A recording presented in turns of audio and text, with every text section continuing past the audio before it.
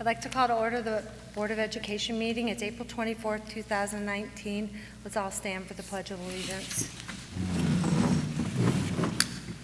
I pledge allegiance to the flag of the United States of America and to the republic for which it stands, one nation, under God, indivisible, with liberty and justice for all. Roll call. Mrs. Kramer? Yes. Mr. Peterson? Yes. Mr. Ziegler? Yes. Mr. Dozen? Yes. Mrs. Mack? Yes. Item 2, may I have a motion to enter into executive session? So moved. Second. Okay. This executive session motion is for the consideration of the appointment, employment, discipline, promotion, demotion, or compensation of a public employee or official per Board Policy 0166, Item A. It's to meet with Board Legal Counsel on matters falling under attorney-client privilege as protected by state law. Roll call. Mrs. Kramer? Yes. Mr. Peterson? Yes. Mr. Ziegler? Yes. Mr. Dozen? Yes. Mrs. Mack? Yes. We will now be in executive session. Thank you. Can I have a motion to come out of executive session? Second. Okay, roll call. Mrs. Kramer? Yes. Mr. Peterson? Yes. Mr. Ziegler? Yes. Mr. Dozen? Yes. Mrs. Mack? Yes. Item 3, recognition presentation. A, we have superintendent for the day. B, student recognition. C, OEA strategies presentation. And D, transportation service update. So take it away, item A. Okay. Good evening, everyone. I am pleased to introduce to you our superintendents of the day. We have Tyler and Liam. Tyler is a 6th grader at the middle school, and Liam is an 8th grader at the middle school. And their parents, through our school's foundation, we had one of the prizes that you could bid on was to be superintendent for the day. So their parents bid on this, and they won and got to spend the morning with me. So I'm going to ask them just to share just a brief minute of what you did today and what you thought of this wonderful job that I have. Go ahead, just talk. You have a microphone. It was pretty good. I don't understand how you could get through the day. Were you tired? No.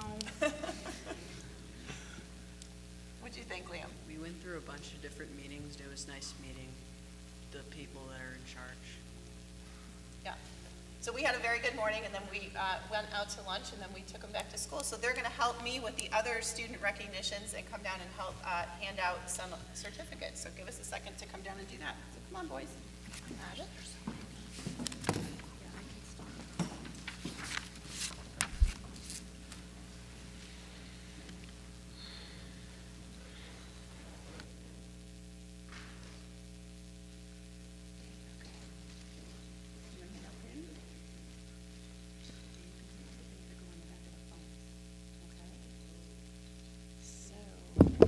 Do you need me to talk in this? I believe so.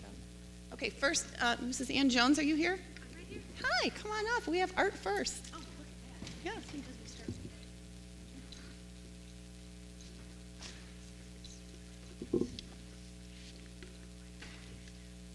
Kids are going to come up and read them. Hi. Hello. Do you want to read them off the certificates, and then, or do you want to do your? Well, what I might do is just ask everybody who's here to come forward, Perfect. and then we can hand them their. Yeah. Okay, great. Awesome. Well, I'm so excited to recognize our artists who've done so well this year, and I'd like the following students to step forward if you're here. Lana Kanawati, Mira Vanderlinden, Jessica Zawela, Kiara Perry, Lana Trum, Natalie Sternad, Marina DeFranco, Rebecca Land. Thank you. And Ada Eng, Tiffany Wang, Phoebe Lynn, Nathaniel Sherry, come on up, just in time. Emily Tamilowitz, Janan Hassan,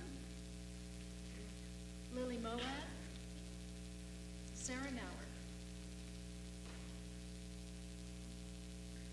Can you tell us a little bit about what they, yeah. I will.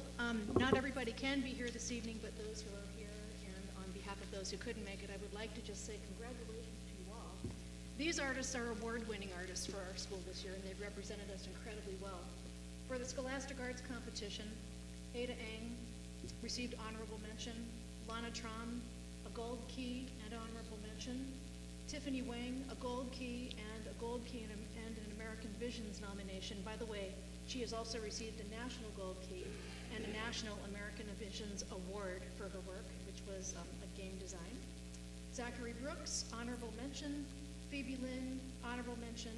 Nathaniel Sherry, honorable mention. Emily Timolowitz, honorable mention. Janan Hassan, honorable mention. Lana Kanawati, honorable mention. Lily Mowad, honorable mention. Sarah Nauer, silver key, and Jessica Zawada, silver key. That is for the Scholastic Arts Competition. And I would like to continue with the regional finalists for the Ohio Governor's Youth Art Competition. That means that out of our entire region, these students went on to state competition. Lana Kanawati, Mira Vanderlinden, Jessica Zawada, Kara Perry, Lana Trom, Natalie Sternad, Marina DeFranco, and Rebecca Land. 2 of those students have been honored by having their artwork entered into the Ohio Governor's Youth Art Exhibition, which is a very prestigious show. Natalie Trom and Natalie Sternad will receive their awards from the Governor of the State of Ohio in a couple of weekends. Congratulations to them all. Congratulations. I'll just give these to you. They're all named. They're all personalized. So you can just, yeah, perfect. Thank you. Thanks, guys. Academic challenge. Mrs. Bartzis.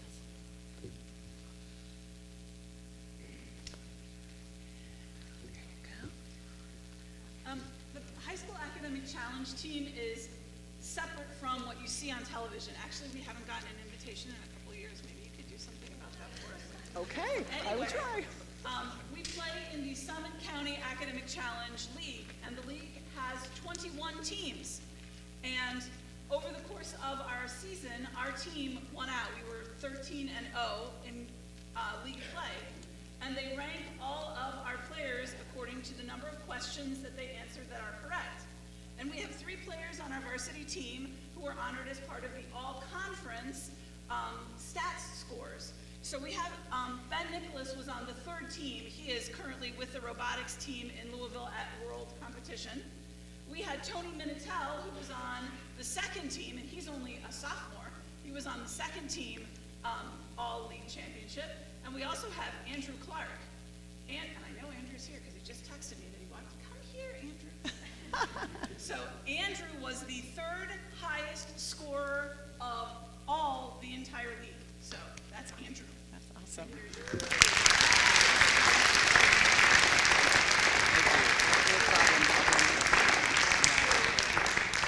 Congratulations. Tony plays baseball, so that's probably why he's not here. So one with robotics, one with baseball. So Thank you. That was that. Thank you. Band and orchestra. Aaron here? You want to do them? I think we have just a couple.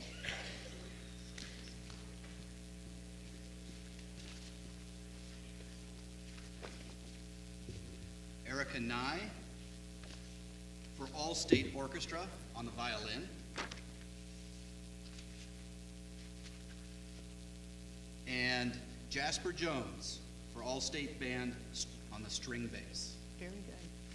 And I'll make sure they- Okay. Perfect.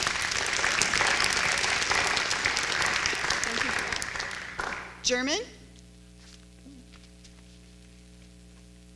Hello. I know, it's good timing. Wonderful. All right, well, Walk in thank and you. you're on. This is for the National German Exam. And every year our students take part in this exam to measure their skill against everyone else in the country. And we get a special award for how they rank it compared to other students in Ohio. So the students that we're recognizing today scored the top 10% of 1,000 test takers in the state of Ohio. Wow. And so this is really a great job. It's a great start here for their career in German. So some of these students we'd like to recognize here.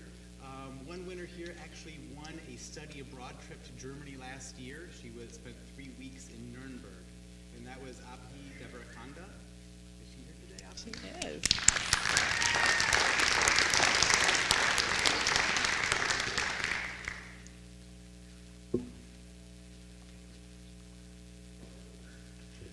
Also, Trevlin Smith was in the top 10%. Come on down, Trev.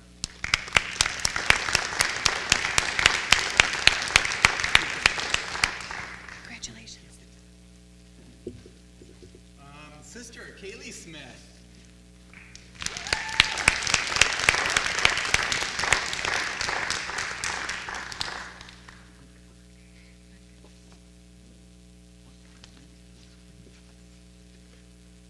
Zachary Campbell.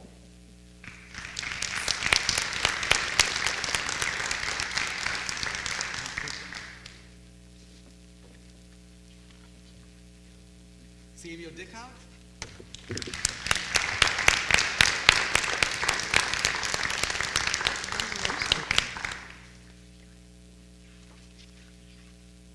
Isabella Torres.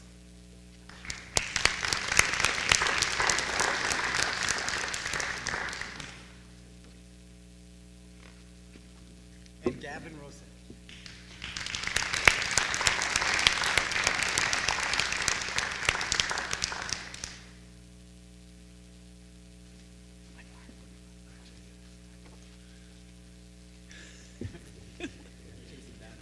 It's okay. Come on. All right, congratulations, thank you.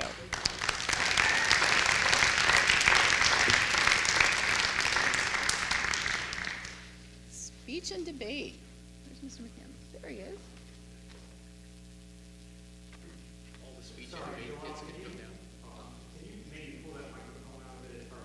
I'm sorry, sure. Well, you can tell the German discipline. All their kids are here tonight. It's just like so. You're fine. So, speech and debate team. I know we had 8 state qualifiers, and 2 of them were national qualifiers. I only see, I think, Valerie Painter here tonight. Are there any other speech and debate qualifiers here? I know Ian Stewart is working at Starbucks at Giant Eagle, and he's called off too many times, so he can't call off. So I might take his certificate to Giant Eagle tonight. So our 8 state qualifiers were Chloe Tichy, who was a 4-time state qualifier in Congress, and then we had Valerie Painter, who can come forward. And Valerie was a 3-time state qualifier in an event called Program Oral Interpretation, where she takes a particular piece with prose and poetry and dramatic and mixes it all together using a theme. And so Valerie has been very successful in that event, being a 3-time state qualifier. It runs in the family. Her sister was also a 3-time state qualifier. We had a sophomore, Kenzie Munir, her first time competing on the team, and she was a state qualifier. We had a freshman, Garrett Travers, who competed in original oratory, which was outstanding, that he advanced as well as he did, just being in his first year. Both of them were in their first year of competition. And then we had some veterans that did very well. Ian Stewart, a 3-time state qualifier and a national qualifier. Gabby Dockler, a 3-time state qualifier and a national qualifier. Dylan Grosh-Hoy, who was a 2-time state qualifier.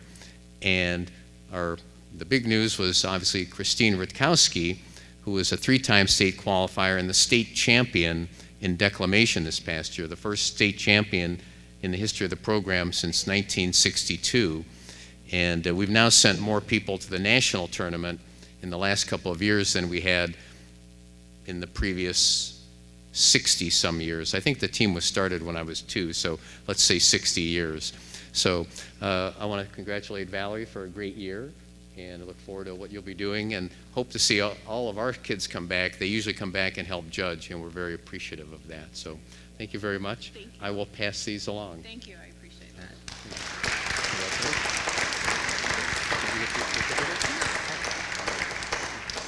I want to make sure Valerie gets her certificate. Here it is. Here's our wonderful swimming team. I see them all. Mark and Marianne, if you want to come up.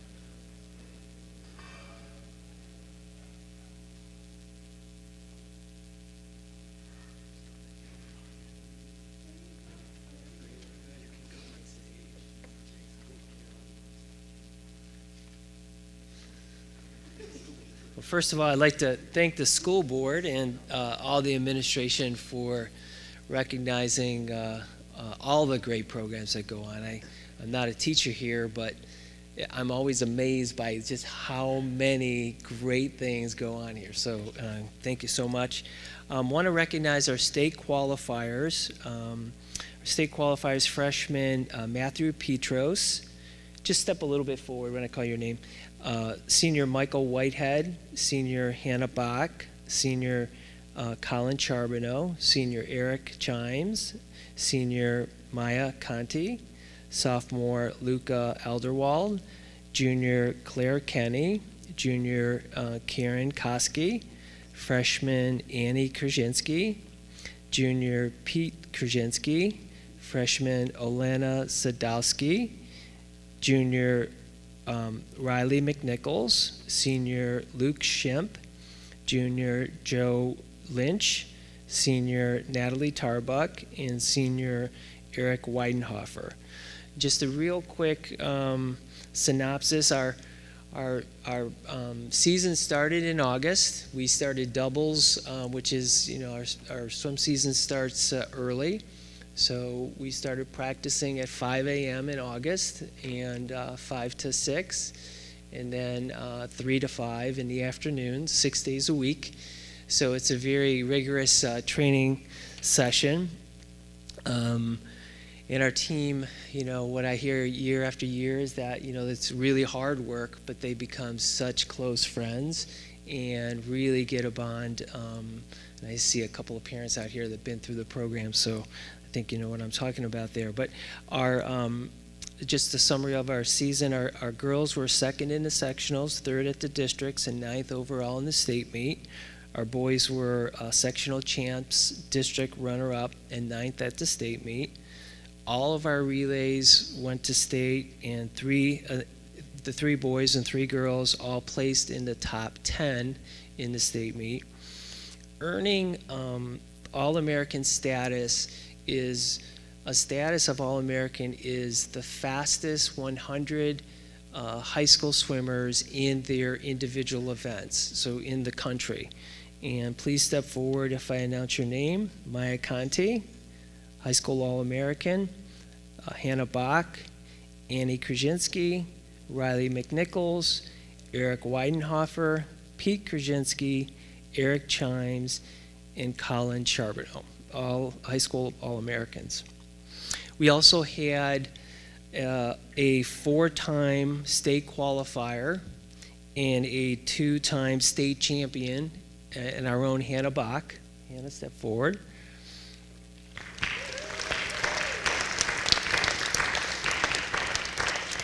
So Hannah broke the sectional record, then broke the state record at the district meet, and then broke the state record at the state meet, becoming the state champion. Hannah is the first girl ever in the state of Ohio, female high school girl, to go under a minute in the 100 breaststroke. Our own, Brexhill's own, Hannah Bach.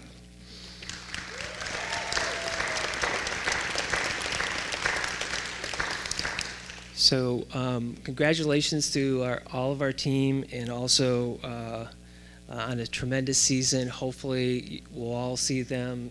Many of them are swimming Division I schools in the Big Ten and the MAC conference. Congratulations.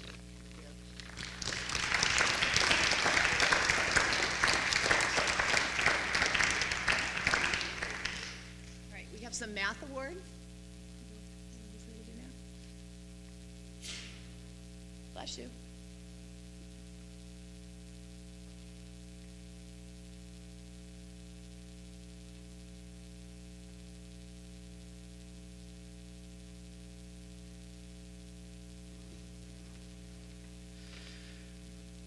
Do we have anyone here from the math team? All right, so our math club competes in online competitions against other schools across the country. George Louis is our first to be recognized. His Mathematics Invitational Olympiad in Columbus, he was a qualifier. Vishank Raghavan was also a qualifier for the state tournament, and Austin Vollweiler was a state qualifier for the math tournament as well.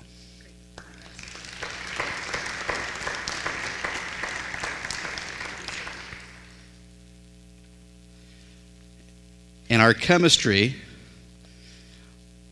national exam qualifiers, in first place was Austin Vollweiler as well.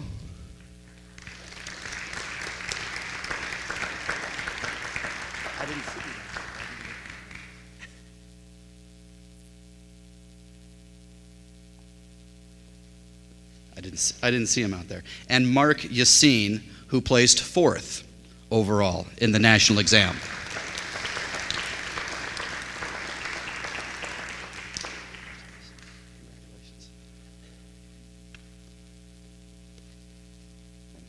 Thank you.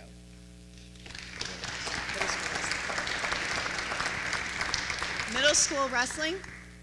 Anybody want to hear from middle school? Spencer, do you want to? Perfect.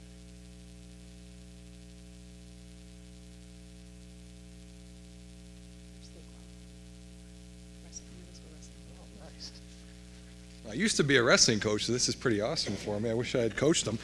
So for middle school wrestling, for state qualifiers, Deuce Curtis placed fourth at a 78. Not here? Sorry. We had runner-up at 108 was Caden Jett.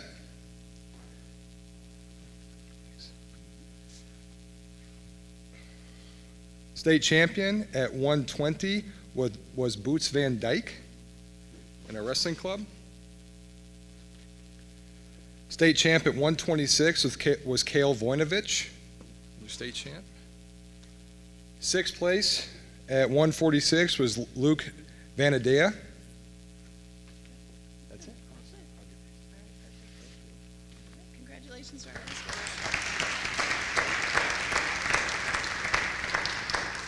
We have CVCC outstanding students. Mr. Gilbride, would you like to come up and present? I did. You did, yes, absolutely. All right. The outstanding student goes to Micah Kluth.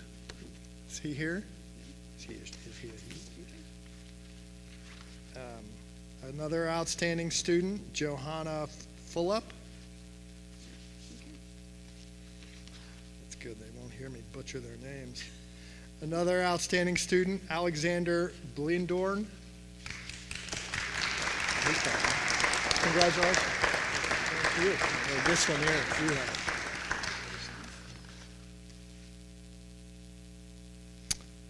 Nicholas Battaglia. And I got a couple more. Ariel Perez. And finally, Paige Christo. Terrific. Thank you very much. Congratulations to our Congratulations. And give this man his, oh, you got him? And certainly last but not least, where is Mr. Reynolds? Where are you? Our Green School Award winner. There you are. Our Green School Award winners.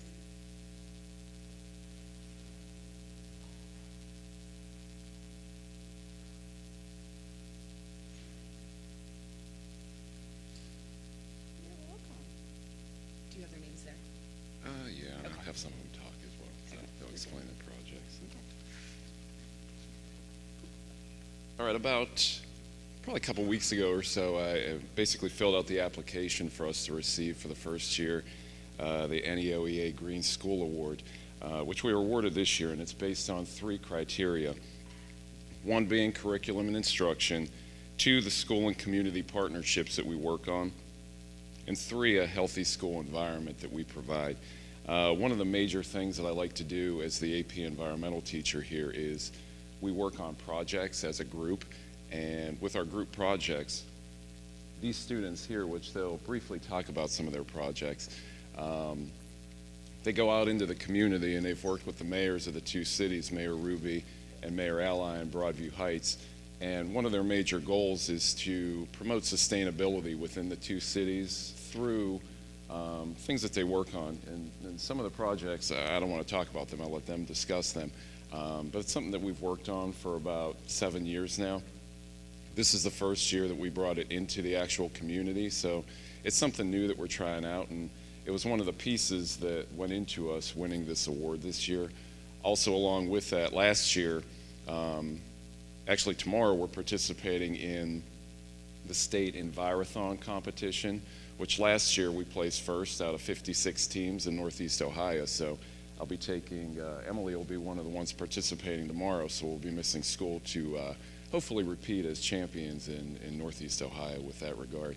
But I'm going to give some of the groups here. Emily Becker, she's one of the first that will talk about her project here. So go ahead, Emily. I'm in a group of 3, and our goal was to promote local sustainability and biodiversity of our native bee species. So I'm not talking about like bumblebees and honeybees, but solitary bees like mason bees and leafcutter bees. So in order to do this, we constructed a number, I think right now we have 8, but we're planning more of bee houses, which is the same principle as a bird house, where you put it up in the spring, it makes its home in it, and then leaves in the winter, and then you take it down. But these bees naturally naturally home in like other holes from woodpeckers and in fallen logs. But since those are taken down in many more urbanized areas, they face a sort of housing shortage. So the goal of our group project was to help provide homes for them, as well as place these bee houses in the community. So we're putting them at some of like the small garden by Squire Ridge. We were looking at putting them at the different gardens by the elementary schools. And actually earlier today, we met with the Advanced Science STEM Club at the Central School, and we presented our project to a group of Central Schoolers and had them paint the houses and get involved.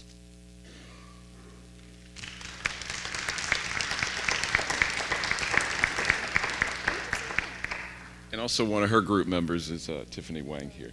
Yes. The next group that'll discuss some of their projects is the team of Erica Hills here and Maya Conti. So me and Maya worked with 2 other students, and we decided that we wanted to limit the plastic that our district the plastic waste that our district produces, because plastic takes hundreds of years to decompose in landfills. So our project was to try to get the district to provide reusable water bottles to the students. So that would go with the water bottle fillers that we've installed here, and that they are in the new school also.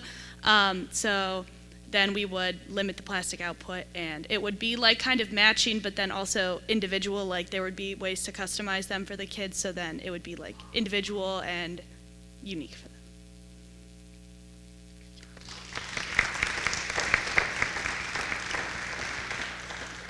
And one of our other groups that we have here tonight, all 4 of them are here as a team of, or no, 3 of them are here. Matt Hiltz, Allie Hersig, and AJ Orlando. Thank you. Like he said, my name is Matt Hiltz. This is Allie Hersig, AJ Orlando, and our 4th member, Izzy Abukire, is not here tonight. But our idea was to provide recycling bins to the city of Brecksville, since the code will be changing coming this December, I believe. You are no longer allowed to use plastic bags. You do have to have a bin of some sort to bring out to the curb. So we're hoping to be able to provide recycling bins at a reasonable cost with hopefully a Bees logo on it to help encourage a community effort in recycling. And it would also be beneficial to the community because each ton of recycling of materials that are recycled instead of gone to the waste management will save the city up to $65, and that adds up a lot over a whole year. So it'll be economically and environmentally beneficial. We've been working with the help of Mr. Hall, Ms. Kramer, and Ms. Mack, so thank you very much for all the assistance. And we are right now working with third-party vendors to try to get the bins provided to us.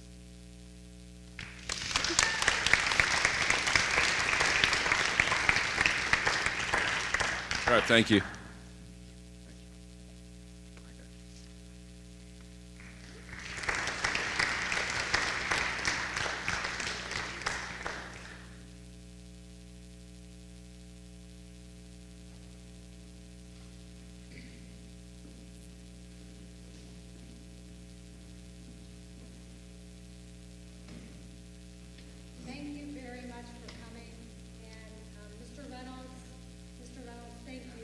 very much. Your leadership is a breath of fresh air, and anything we can do, this Board of Education can do to support your efforts. Well, absolutely. So thank you. It's wonderful work. You're amazing. So thank you. All right. So moving down, we have item C, OE Strategies presentation. We have Dr. Mikolos. Yes, Michael. Michaelos.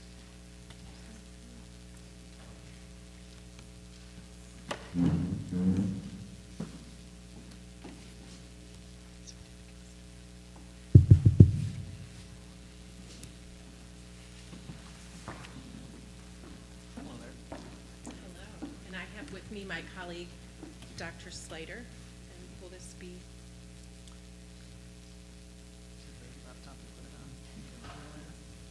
They asked me to give them a, here we go. Find it? It's all magic. Right behind you. Go to. Right there, perfect. Got it. Excellent, thank you. Put that down before you, so it's facing you. Good. See what this Excellent. So we are so excited to be here. The last time we met was November, and we talked about getting this wonderful process started. And I think my first slide, which certainly it's been great to see all the presentation today, all the wonderful things that are happening, and it just reminds us that we have really great leadership here. The involvement in the process has been wonderful. The strength analysis of what are all the resources and capabilities that are in this district have really stood out to us throughout this project. So Mike and I wanted to start by just telling you how wonderful of a journey it's been so far and thanking you for this opportunity. And we are working very hard with the groups, as we promised in the beginning, to make sure that the plan is positive, that it's built on the strengths, that it's built on the community engagement, the amazing students that you have, the strong businesses that you have, the wonderful staff where really everybody's a role model and everybody's an educator, and having all of those pieces be the foundation for where we can go next has been an important part of the plan. We're also really making certain as we work through the final phases that it's realistic, that we have involvement in terms of implementation and next steps, which are all of the things that we talked about when we met in November. Just an example of one of the meetings. So we've used a number of meeting formats, including large group meetings, where people are really engaged, excited, doing a lot of work at tables as well as group discussion. So we just wanted you to have a sense for the energy that is in this work. Just to give you a little bit of an overview of what's been happening so far. So we have had 4 design committee meetings really to talk about how are we shaping each step of the process. And in those meetings we have principals, we have administrative staff, a number of up to 20 people in each of those meetings have been vetting each step along the way. And we've done a lot of data gathering, so we've had support from the district in terms of performance, looking at other opportunities, surveys that you've done, looking at your building plans and so forth. We've had 6 idea labs, which are essentially focus groups, where staff will participate, focus groups with students, parents, community members, business members. All of those groups have individually generated ideas to support the overall themes that have been coming out of the design and the steering committee. The steering committee is what you saw a photo of. We have had over 70 people at the first one and over 60 people at the second one. So the commitment to being able to develop the work of what is our portrait of a grad, what is our mission statement, and what do we want to accomplish. We are at the point now where we have the 4 main strategic areas. We're refining strategic objectives, and those will be back to you next month. And so we wanted to share with you just a little bit of the work in progress. Hi, everybody. And so I wanted to start by talking a little bit about the work that the steering committee did to come up with a portrait of a graduate. And ultimately, what we're here for are the students. The strategic plan should focus on what we ultimately want to support within our students. And I want to echo Suzanne in saying how cool it was to hear about some of the projects people were working on. And makes me wish I was more involved in high school at the time. So we asked the steering committee to tell us a little bit about what an ideal graduate would look like, what skills they had. And it could be a graduate from grade school to middle, it could be from middle to high school, it could be from high school into the wider world. And you can see a breakdown of some of the major categories that came up: future ready, are they ready for their career, self-reliant, can they do laundry, can they balance a checkbook, can they basically live on their own, globally responsible, which is a core component of what the school district has been known for, are they a contributor to society, and then emotionally prepared. And we all know that the job of a district has grown greater and greater, where now we have to help our students prepare to be really emotionally resilient in our ever-changing world. We had the steering committee the first time we met come up with these characteristics, and the second time we had them vote, and we came up with a portrait of a graduate statement. So a portrait of a graduate at Brecksville Broadview Heights School District, somebody who's growth-oriented, a lifelong learner, who is prepared to follow really wherever life takes them, flexible, resilient, and has the citizenship skills needed to succeed in the world. So really an ideal student has all of these skills, and of course a strategic plan should support developing a student who would have those skills. Another piece that we work through as part of the strategic planning process is to update the mission statement. So what we had before to inspire and prepare students and so on, that was our original mission statement. And we asked the steering committee, that group of 70 people, the parents, the administrators, the students, community members, local government, to take a red pen to that mission statement, cross out words, add words, include whatever they think should be involved. And you can see a word cloud on the right of what the most critical terms were that came up from those revisions from that larger group. Inspire, lifelong opportunities, prepare, society, students. What we ended up doing, we went through a couple of passes and we realized that what the steering committee came up with was a reflection of the new cultural playbook. And working with the design committee, we decided to adopt and put up for consideration the final mission statement being a reflection of that culture playbook. So be your best. I mean, you can see that in that word cloud with the opportunities, with the growth, with successful. Be one community. You can see contributors, you can see ethical, you can see global, and be the future. That's all about the inspiring, lifelong learning, and open. So that's where we ended with on the mission statement. Ultimately, all of this work, asking the steering committee to come up with ideas, asking the Idea Labs to expand on what could be possible, we identified 4 strategic focus areas. The first being engage community and families. So how can we continue to leverage the historical strength of the district in developing business partners, in strengthening the relationships that we already have with the parents, in continuing to communicate with the community and let them know all of the great things that our students are doing.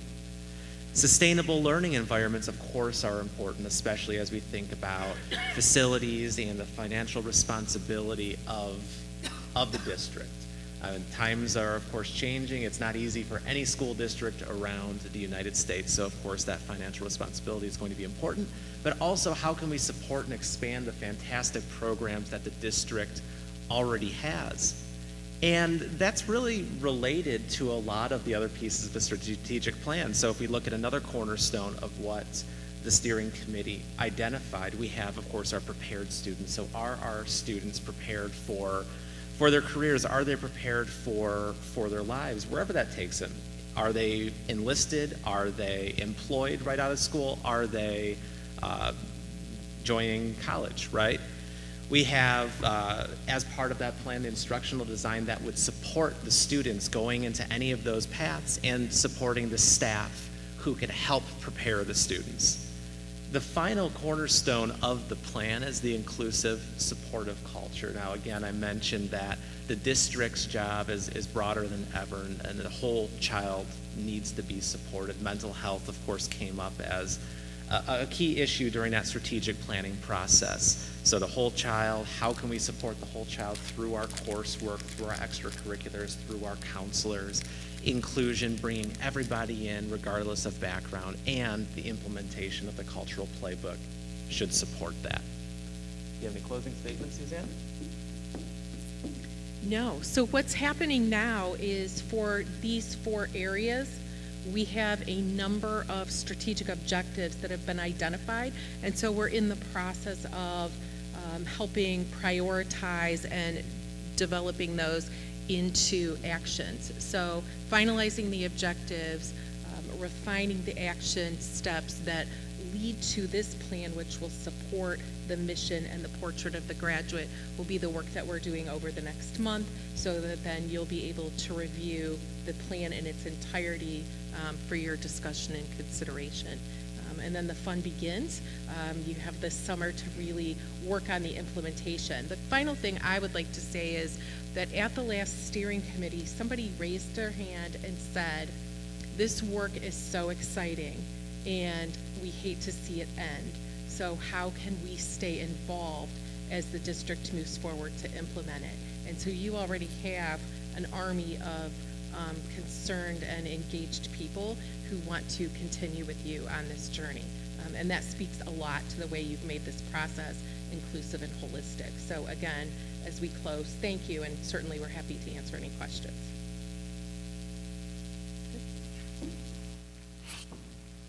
No, thank you very much.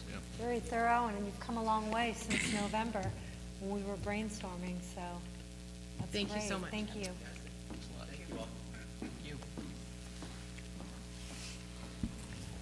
Item D, I'd like to invite Mr. Code up to the mic. And we're going to have a transportation service update with a recap and hopefully a path forward.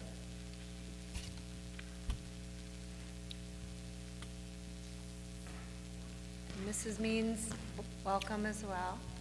And anything you need to add after, just come right up to the mic. So it's down below.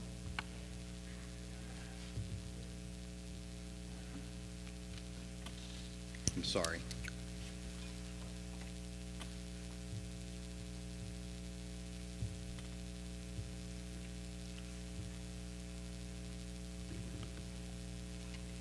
Thanks, Ben. Good evening. We are going to go through our transportation, and you've seen some of this information before. It was presented in the February board meeting, and so some of these lines are going to be the same as what we're in. And just as a refresher, our comparison to other school districts as far as our fleet size, and so we pulled this information from the ODE T2 report, and we have 36 buses in our fleet. The most current information was from 17, and compared to respective districts, the district is showing that it has significantly few buses than most school districts other than possibly Nordonia School District. And again, we provided some bell schedule information.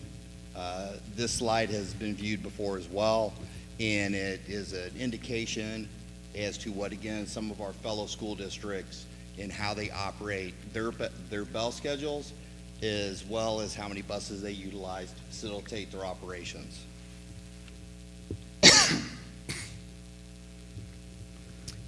And then we have a comparison to how we currently operate with our what we would identify as a hybrid 4-tier system. And then you see Central Schools highlighted there as it is closing and will be offline, and provide some opportunity for us to look at bell schedules and how we operate transportation moving forward. I want to thank the board for your support. This list was presented in February, There were 5 items identified on this list, and as of today, we've addressed 3 of the 5 items. We're having some conversations still in regards to the additional buses, and we are also talking about the value of a traffic study to see how we can move buses out of the high school or possibly along Mill Road. We have bottlenecks at both Wallings and 21. So again, thank you very much. It's 3 out of 5 is a very significant process in a very short time. And then the impact of the potential purchase of the additional buses is reflected. We had 2 buses in the mix from the January board meeting authorization. Those 2 buses are on the agenda and identified here as well. And then again, we have the additional regular ed buses identified here for a total projected capital expenditure of $650,000. This has gone up approximately $50,000 from the February presentation. As you can see, we have moved from the 65 passenger bus to the 71, 72 passenger bus. That's driven some cost. And we are in a new bid cycle, and that's driven some cost as well. And with that, I'll take questions. So, Jeff, maybe you could do me a favor, since your screen is up there. That's your screen, right, Jeff? Can you go to item 5M on our agenda? Sure. And the attachment in there is the OSBA transportation report that was reviewed in our last board meeting. And if you want to go to the last page, page 10, after you pull that up.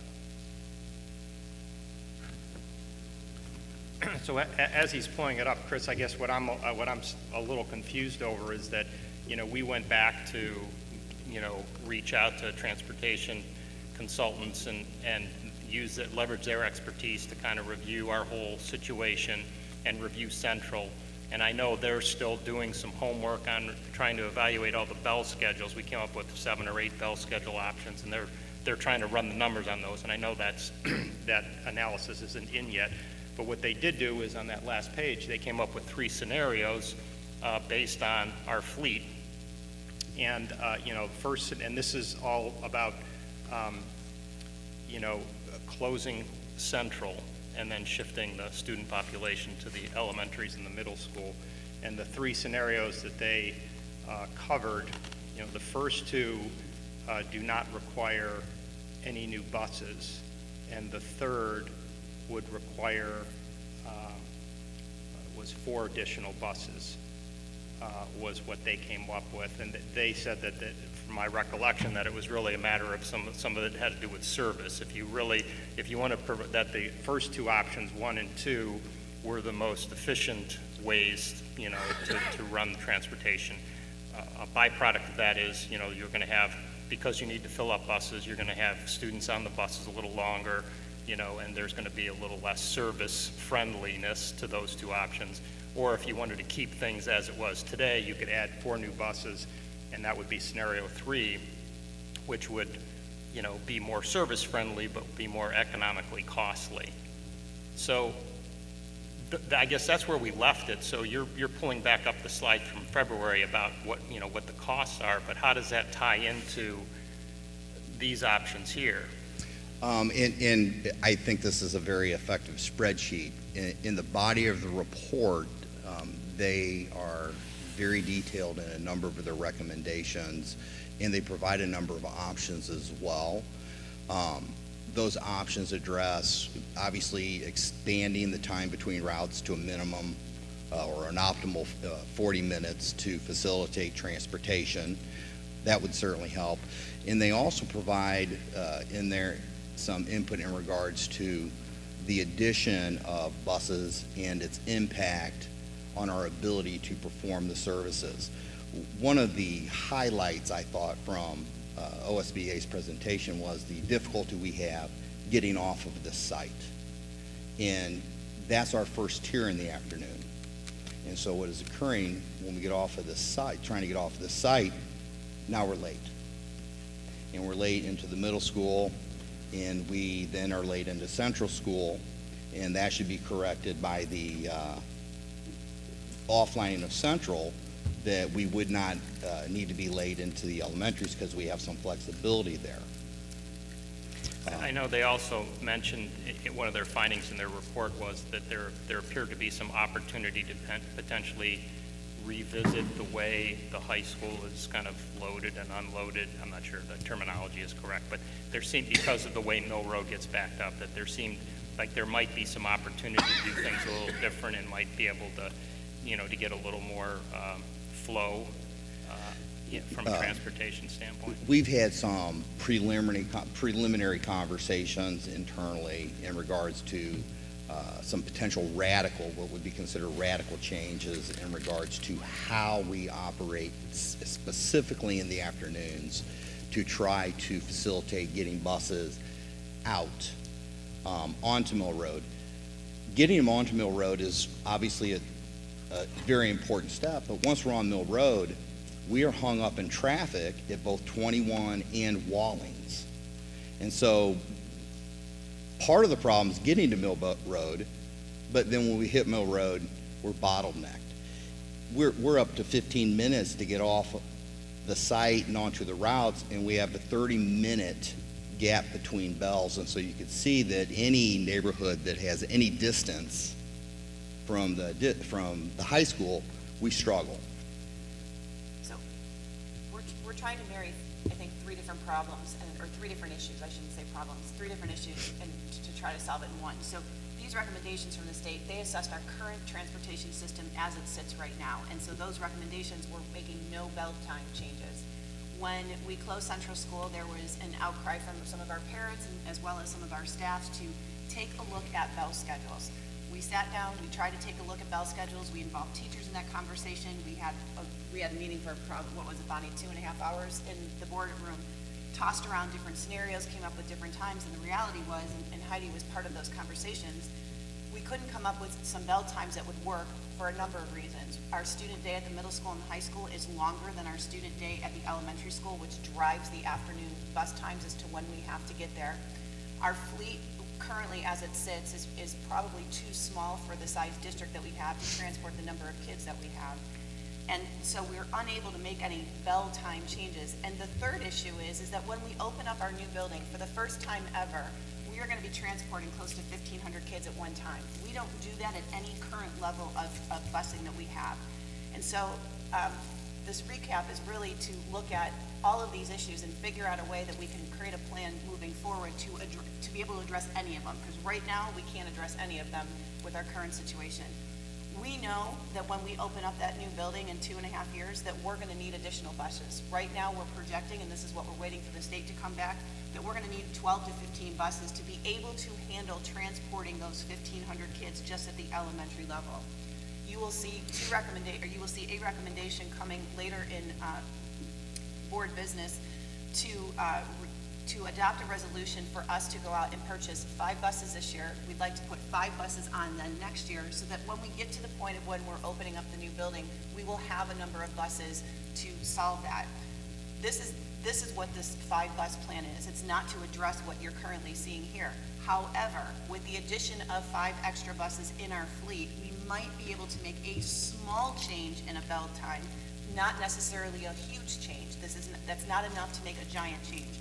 So if it's still the wish of the board for us to look at changing bell times, then we need the support in the way of additional buses for us even to, number one, consider a bell time change at any level, and number two, to put us on a purchasing plan so that when we get to open that new building, we have enough buses to be able to transport those 1,500 kids.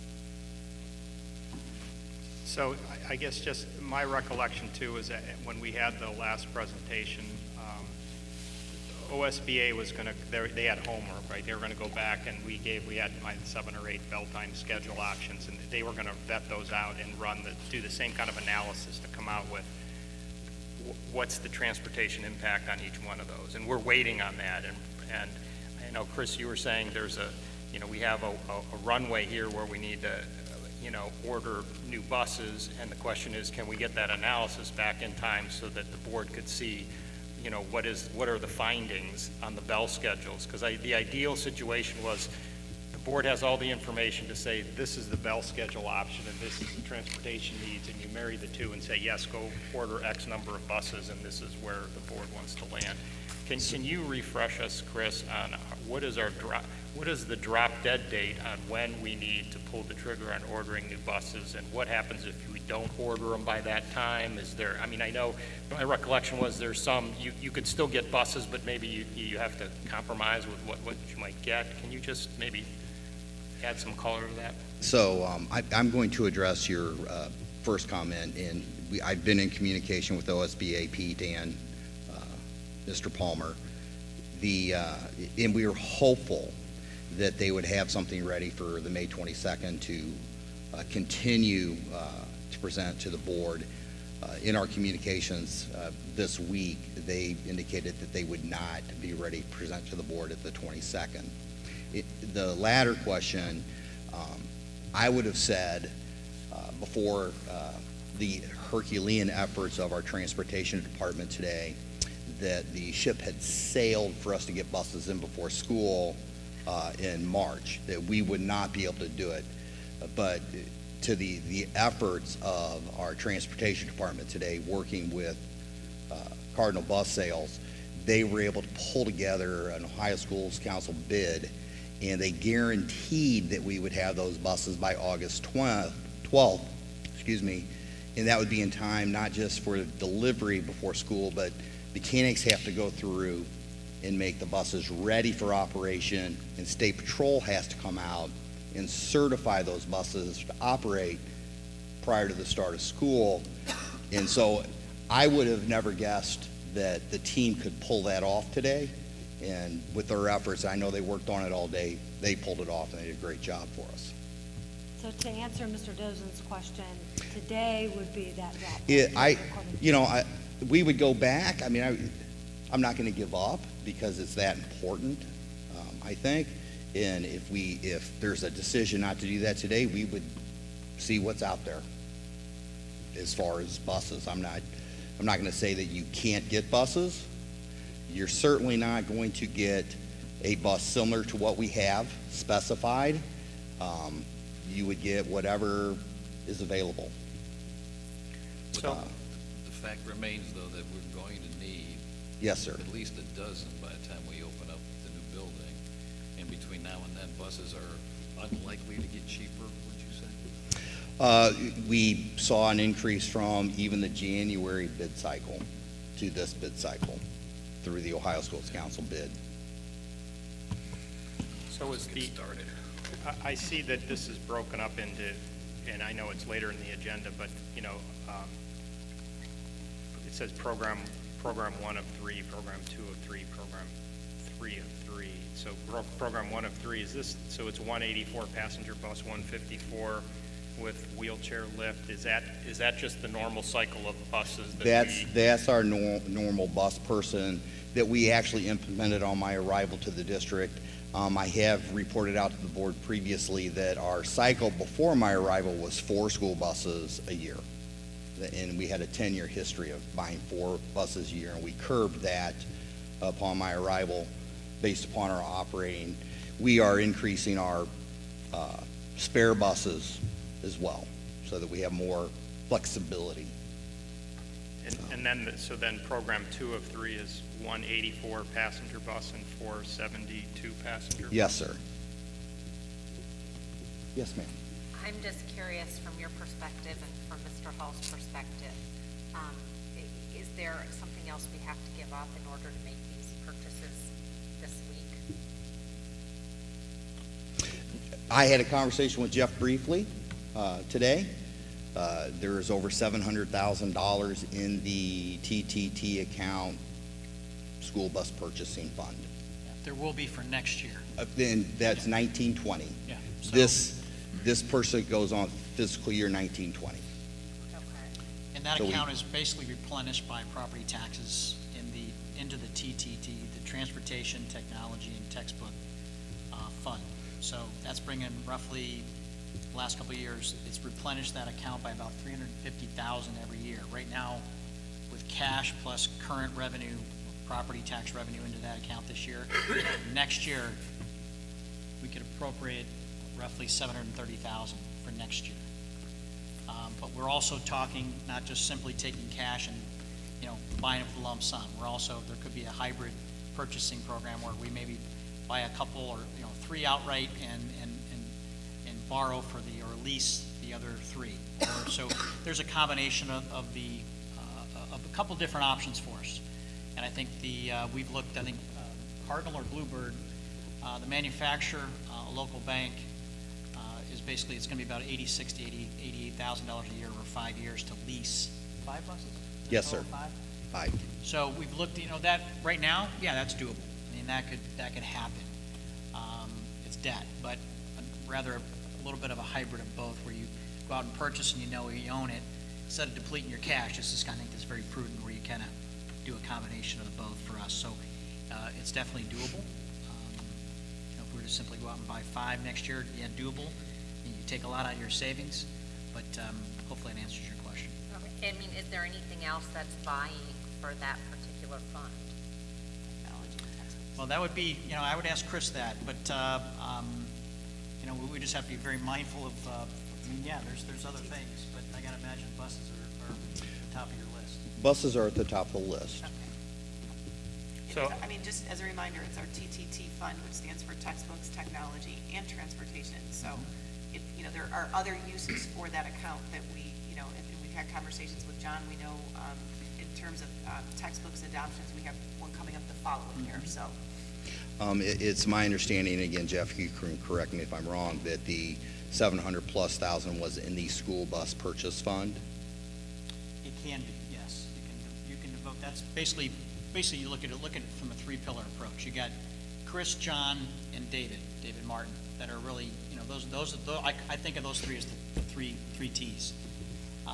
In Chris's transportation and Heidi's transportation budget, under permanent improvement for the TTT fund we're talking about, that $700,000 carve-out is basically their portion of the entire pie of TTT. So you still, David's not here, but I talk to David often, and John as well, and we know textbook adoption and textbooks are at the forefront. We got technology one-on-ones and Chromebooks and big purchases. So I'm strictly trying to stay focused on what we have available for transportation, part of that pie under the TTT PI. So I guess just to clarify too, from a financial perspective, we have PI funds and we have TTT funds.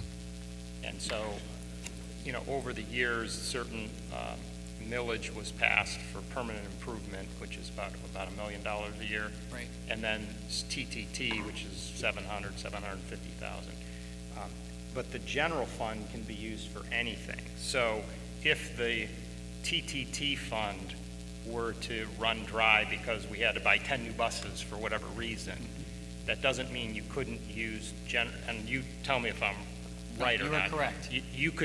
The board could dip into the general fund to buy textbooks or technology if really needed. So it doesn't mean that our budget is hard capped at $700,000 a year for technology, textbooks, and transportation. It just means that money in that bucket can only be used for those 3 things. The general fund could be used to augment. Should the board see that there's a need for that, we could authorize that. You are correct. I just to clarify, it's my understanding that the TTT PI account is $1 million, which is $1.2 million that is then divided between John, David, and myself, textbooks, transportation, and technology. So curbing the school bus purchases over the last 3 years has been very beneficial to those guys, and they've used the funds because we weren't using them to buy school buses. So I think they're in a pretty good spot, but again, it's $700,000. That's there's still $500,000 potentially that they could utilize for textbooks and technology. So it will be a conversation, I'll say amongst the four of us, because if technology doesn't need we're talking about for next year, technology or textbooks, they're gonna tell me what they need, and we're gonna talk as a group. And it's really, I think from what I've heard and the way I've worked very close with these guys, they're very cognizant of each other's needs. And this would be a top priority, just like most anything, but they work well together. And I think it's just getting in a room and saying, how much textbooks do you need? How much technology do you need? And can we devote a little bit more towards a few more buses this year, or even one more? So there's also some additional flexibility there as well. And that needs to be part of the conversation of the board, because it has been brought to our attention that administration is concerned that because of some of these purchases, that it won't go to other areas. So if that, after those conversations are happening, bring it back to us, then we need to be made aware that there are shortfalls. And we'll decide, hopefully, Look forward to talking about it. Step up. Absolutely. And I would also say that if we can find a way to get into a lease program for a period of time until we know for a fact after the school building's open, how many you really do need. I mean, we got a bridge period here, right? I mean, I'm not saying we're not gonna need 5 buses, but, I think obviously we will. But do we need 12 or do we need 20 when it opens, or, I mean? So, we won't be so that to far your, off, but having some flexibility with having some of these things leased, if we can find a way to get, somebody to do that for us. so I know that Jeff had gone out and gotten lease quotes from 2 banks. We had received a lease quote from the manufacturer. It is identified on this slide as a potential annual expenditure. No lease program has a prepayment penalty, and so we could enter into a lease program and at any time that we felt comfortable, pay that off. Yeah, I would stay as fluid as we can by not, investing that money in total if we don't have to. Right. And we're basically leveraging the folks that manage our building fund.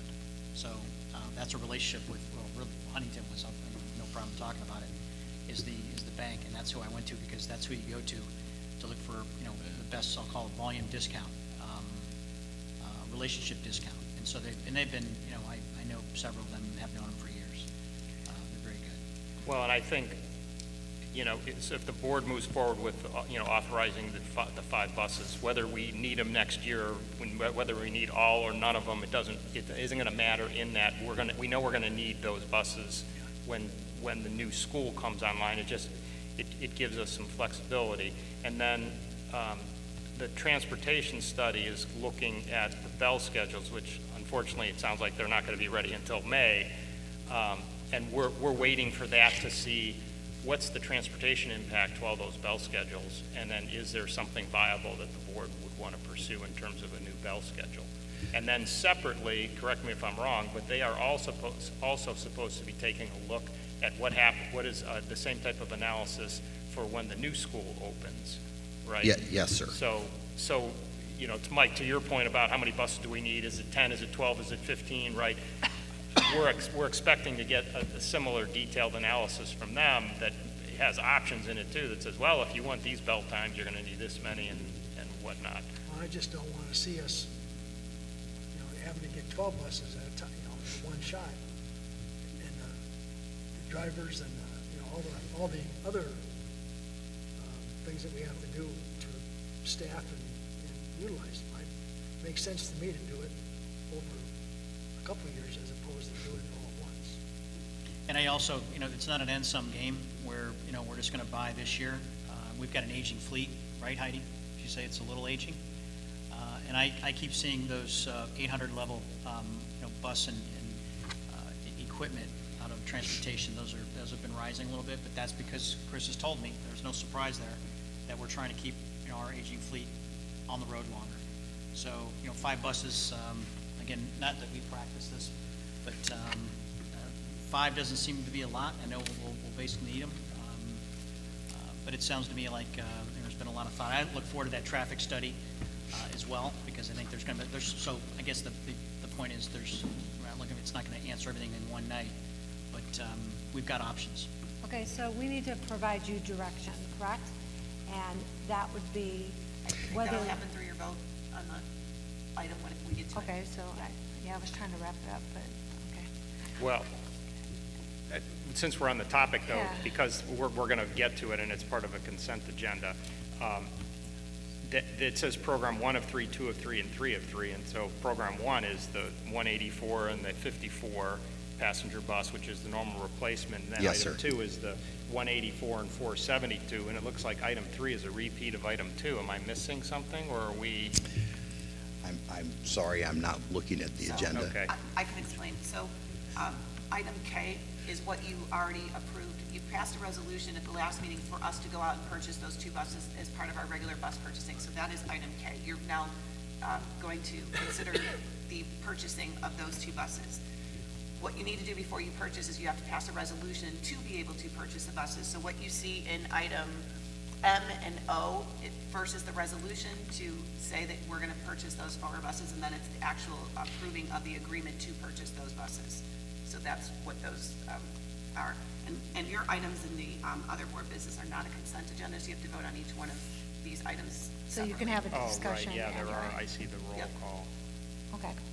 But I don't, the M and N, I mean, these are all worded differently. I mean, item K specifically talks about. K is because you've already pre-approved that, so that's just for Right. the 2 buses. Okay, and I'm okay with K, and I'm okay with M. It just looked like O looks like a repeat of M. M should be, you're resolving to authorize the purchase of O. It is the same. But O It is. is the same, it should be the same language, because you're passing the resolution, and then you're gonna approve the purchasing of that. I don't know. This wording doesn't look right. I mean, it looks like the same item.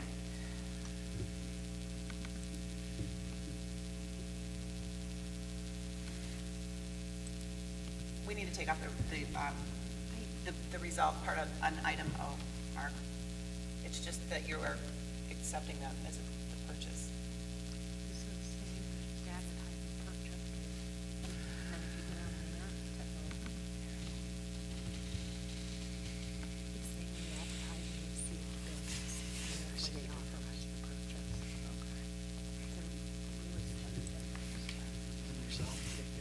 Good? Yeah, I don't think we need any more from Mr. Code, do we? No. Thank you. Thank you, Chris. Thanks, Chris. And just to reiterate, just with the bell schedules, that's nowhere else on the agenda, is that correct, Joelle? There is, it's not anywhere else. in the- Okay, so as we move forward with the purchasing of these buses, the hope, I speak with the majority of the board, the hope is still to continue looking at the changing of our start time, even if it's small, incremental change. The hope would be that then, once this moves forward, you would have a conversation with the union and see if there is something that we can do as incremental change, because that's what our parents have asked for, and that's the hope of, you know, a lot of people in our community, that we recognize that, you know, our start times are not good for kids. And so if we can just try to continue to push that forward, now that maybe the transportation purchase would help, then I will say that from the community members I talked to, they would be very thankful. We are, and this is part of my announcements, but I'll just say it now since we're talking about it. There will be an email going out on Friday that will ask parents and staff and students some questions about, you know, what they feel about start time. So we're going to gather that information from our community as well, and put that together, and so we can analyze that. We've got a variety of different questions and scenarios. There will not be specific bell times to say, do you feel elementary should start, but really just to get a flavor of where people are. You know, some of the bell times that you know that we came up with, and sorry, I'm losing my voice, but some of the bell times that we came up with actually flip the start time for elementary starting first. And so we wanted, before we would even land and look at that data that comes back from the state, we also want to make sure to take the pulse of our community and our parents to see what they feel about that. So that is going out on Friday. We're encouraging all people to fill out that survey and give us as much information so that we have good information to make a good decision around. And then I received some feedback based on that, the word of the survey going out, and one of the concerns was that maybe one population would answer more than another population. So you're going to build into that survey that, you know, are you an elementary parent? Are you a middle school parent? Are you a high school parent? So we will be able to categorize and see where those concerns are coming from, or Yes, those we will responses, I disaggregate- should yes, say. we will disaggregate the data by all of those methods. And I talked to the PSO presidents today and, you know, shared with them that this is going on Friday, specifically at the high school, because I know that that was a concern that parents might not answer, and encourage them to push that out. They even talked about sharing the link to the survey on Facebook. So there's a bunch of different avenues that we're hoping to get a lot of parent input and really put out the word that we really want to hear from you. So we're continuing to think outside the box. That's what we're trying to do. So not only with the start times and working on, you know, changing that, and we do see more opportunity 2 years down the road, but right now, there's other creative ideas that we have discussed. And hopefully, you know, the community can recognize that this board does recognize the need for change, and we are going to explore every avenue that we can, not just start time, but other options, which there are some, that we can do better for our older population and our overall population. So stay tuned. Thank you. Thank you, Mrs. Means. And, you know, just since we're on the topic of transportation, you had a concern with the buses coming out of the bus garage still with the construction that has started.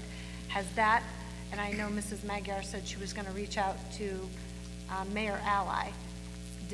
Has anything gotten a response? Have things gotten better for you?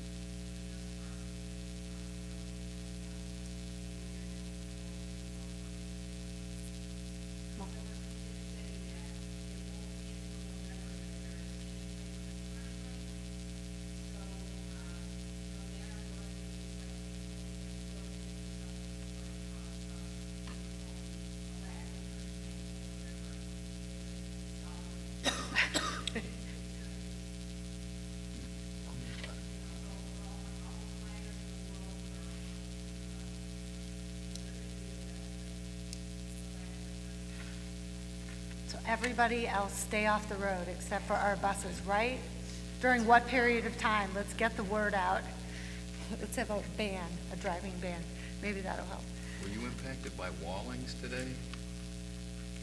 The work they were doing Oh, on my Wallings goodness. Road? Yes, I was. Well, I was too. I don't was know. late Did you know for that was work, coming yes. today? I mean, that was Yeah. a little irritating. Yes. And then, do those things just pop up on you? Or are you alerted to construction? One lane was closed is what?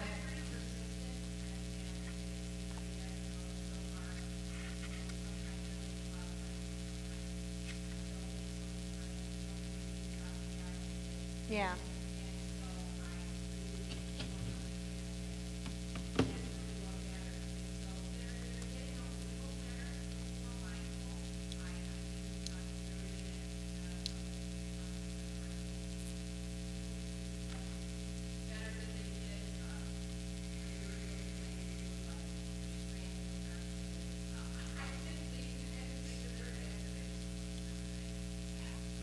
Well, thank you very much. Our parents, I'm sure, appreciate it, so thank you very much. And thank you for your time tonight. Okay, we're going to move on. Item 4, President's Announcements. We have information. So I received a series of questions from Mayor Ally for our public engagement meeting. We have responded to those questions, and just to keep things moving along in our meeting, we'll be posting our answers to those questions Mayor Ally asked, and we will be also sending it to Mayor Alla and City Council so we can make sure that they received the answer to the questions.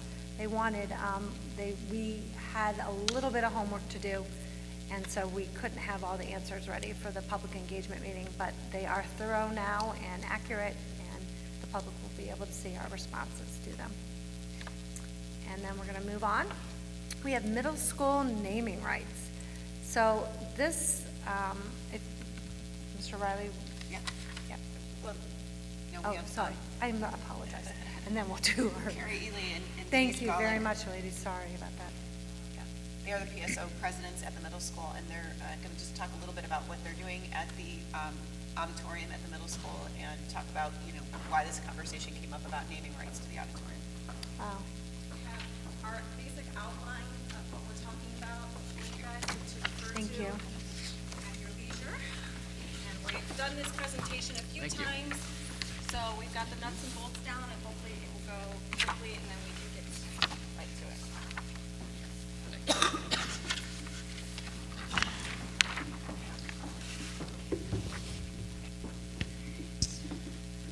Great. Okay. So, thank you for putting us on your agenda this evening. We really appreciate it. We are kind of excited to come give you an update about our renovation project. Denise and I put a lot of work in it. We have formed a committee that we'll talk about a little bit. We have 2 committee members in the audience over here. We'll kind of follow along a little bit on the Word document that we handed out, and the other piece of information is a flyer that we created to create awareness amongst everyone in the district, because we're going to be doing fundraising for that. So as by way of background, for those of you who don't know much about the middle school auditorium, the auditorium was constructed in 1970 as an addition to the original building, which at that time was the high school. A partial remodel was done in 1992, where it basically consisted of new fabric on the seats. The frames of the seats are still original to 1970. It received new paint, new carpet, and a modification or upgrade to the lighter dimming system was done at that time as well. Besides that, the balance of the auditorium is original and will be 50 years old next year. Right, and it is heavily used. So in the next section on there, we won't go through everything there, but you can see that it's used by school groups from the elementary school to middle school students to outside camps and recitals. Some business groups actually do reserve the space, and it is frequently used by everyone in the district, basically. Students, parents, people coming to watch shows, choir concerts, band concerts, etc. So your grandparents and members of the surrounding communities are all been to the auditorium, see the auditorium, and are visitors to our district through the auditorium. So in discussions amongst ourselves as we began our presidency at the middle school, with Mr. Rings, with the past presidents of the middle school auditorium and other interested parents, we decided that there was a dire need at this time to renovate the auditorium and took the steps necessary to do that. We met with Mr. Rings numerous times and identified basically what needs to be done. You'll see there we have replaced the seats, which is probably the biggest part of the project and the most identified part of the project. The number one comment from parents is that they are gross. And if you've been there, you know they are gross. The cost associated with that ranges from anywhere from $90,000 to $198,000. Based on the $90,000 is just refabricating the seats and relieving the frames original, to the $198,000 would be a complete tear out and replacement of the seats. The advantage to that being that we could also redo the floors at the same time and repair the cracks and all that. So then replace the carpet, which we have secured a verbal commitment from Calvetta Brothers to donate when we are ready to do that portion of the project. New paint, new stage curtain. The stage curtain is basically, if you touch it, it starts to disintegrate. It's not the original color any longer. That's approximately $23,000. Refinish the floors, refinish the stage front, and the upgrade and replacement of the electrical panel, which is original to 1970, if you cannot believe, and has been commented on as being a dangerous and a hazard to the students. The quote received for that was in excess of $100,000, but we have been in discussions with Mr. Code, and he is working on taking care of a lot of that portion. So at this point, we do want to stress too that it's not just the PSO that is working on this project. This is a partnership between the school and the PSO. We have formed a committee of PSO members that gotten things approved by the PSO, but Chris Code and Mr. Rings have been very helpful, and they are going to be doing work on the auditorium this summer too. So they are taking a piece of this project, and we are fundraising for a portion of it as well. So what have we done so far? We formed our committee, we have a separate bank account, we've gathered our quotes, we have made this similar presentation to all of the individual PSO units, asking them to donate to the project from their funds. We did recognize that we felt that this was an opportune time in our district to do this because of the new school, because of the consolidation of the PSO units.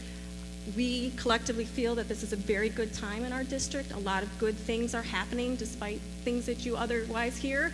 And we wanted to take advantage of that by also doing something special for the middle school. So we've met with them and secured donations from those units. We've had concession sales, the old-fashioned way, and partnered with Kiwanis to help them with a lot of their fundraising and projects that they do. So you'll be hearing a lot more about that. Right. So far, as a result of those meetings and working with other PSO units, we have about $35,000 earmarked for the project. Mm-hmm. And that's monetary donations from the middle school, Central, Chippewa, and Highland Drive, and our proceeds from our concession stands. So next steps that we are working on. We're working on identifying grants that we can apply for. We are looking at seeking sponsorships, which is one of the things we want to talk with you about tonight. Monetary donations from local businesses. We are seeking to sell auditorium seats or like a row of seats and be able to identify who donated the money for that by labeling the seats.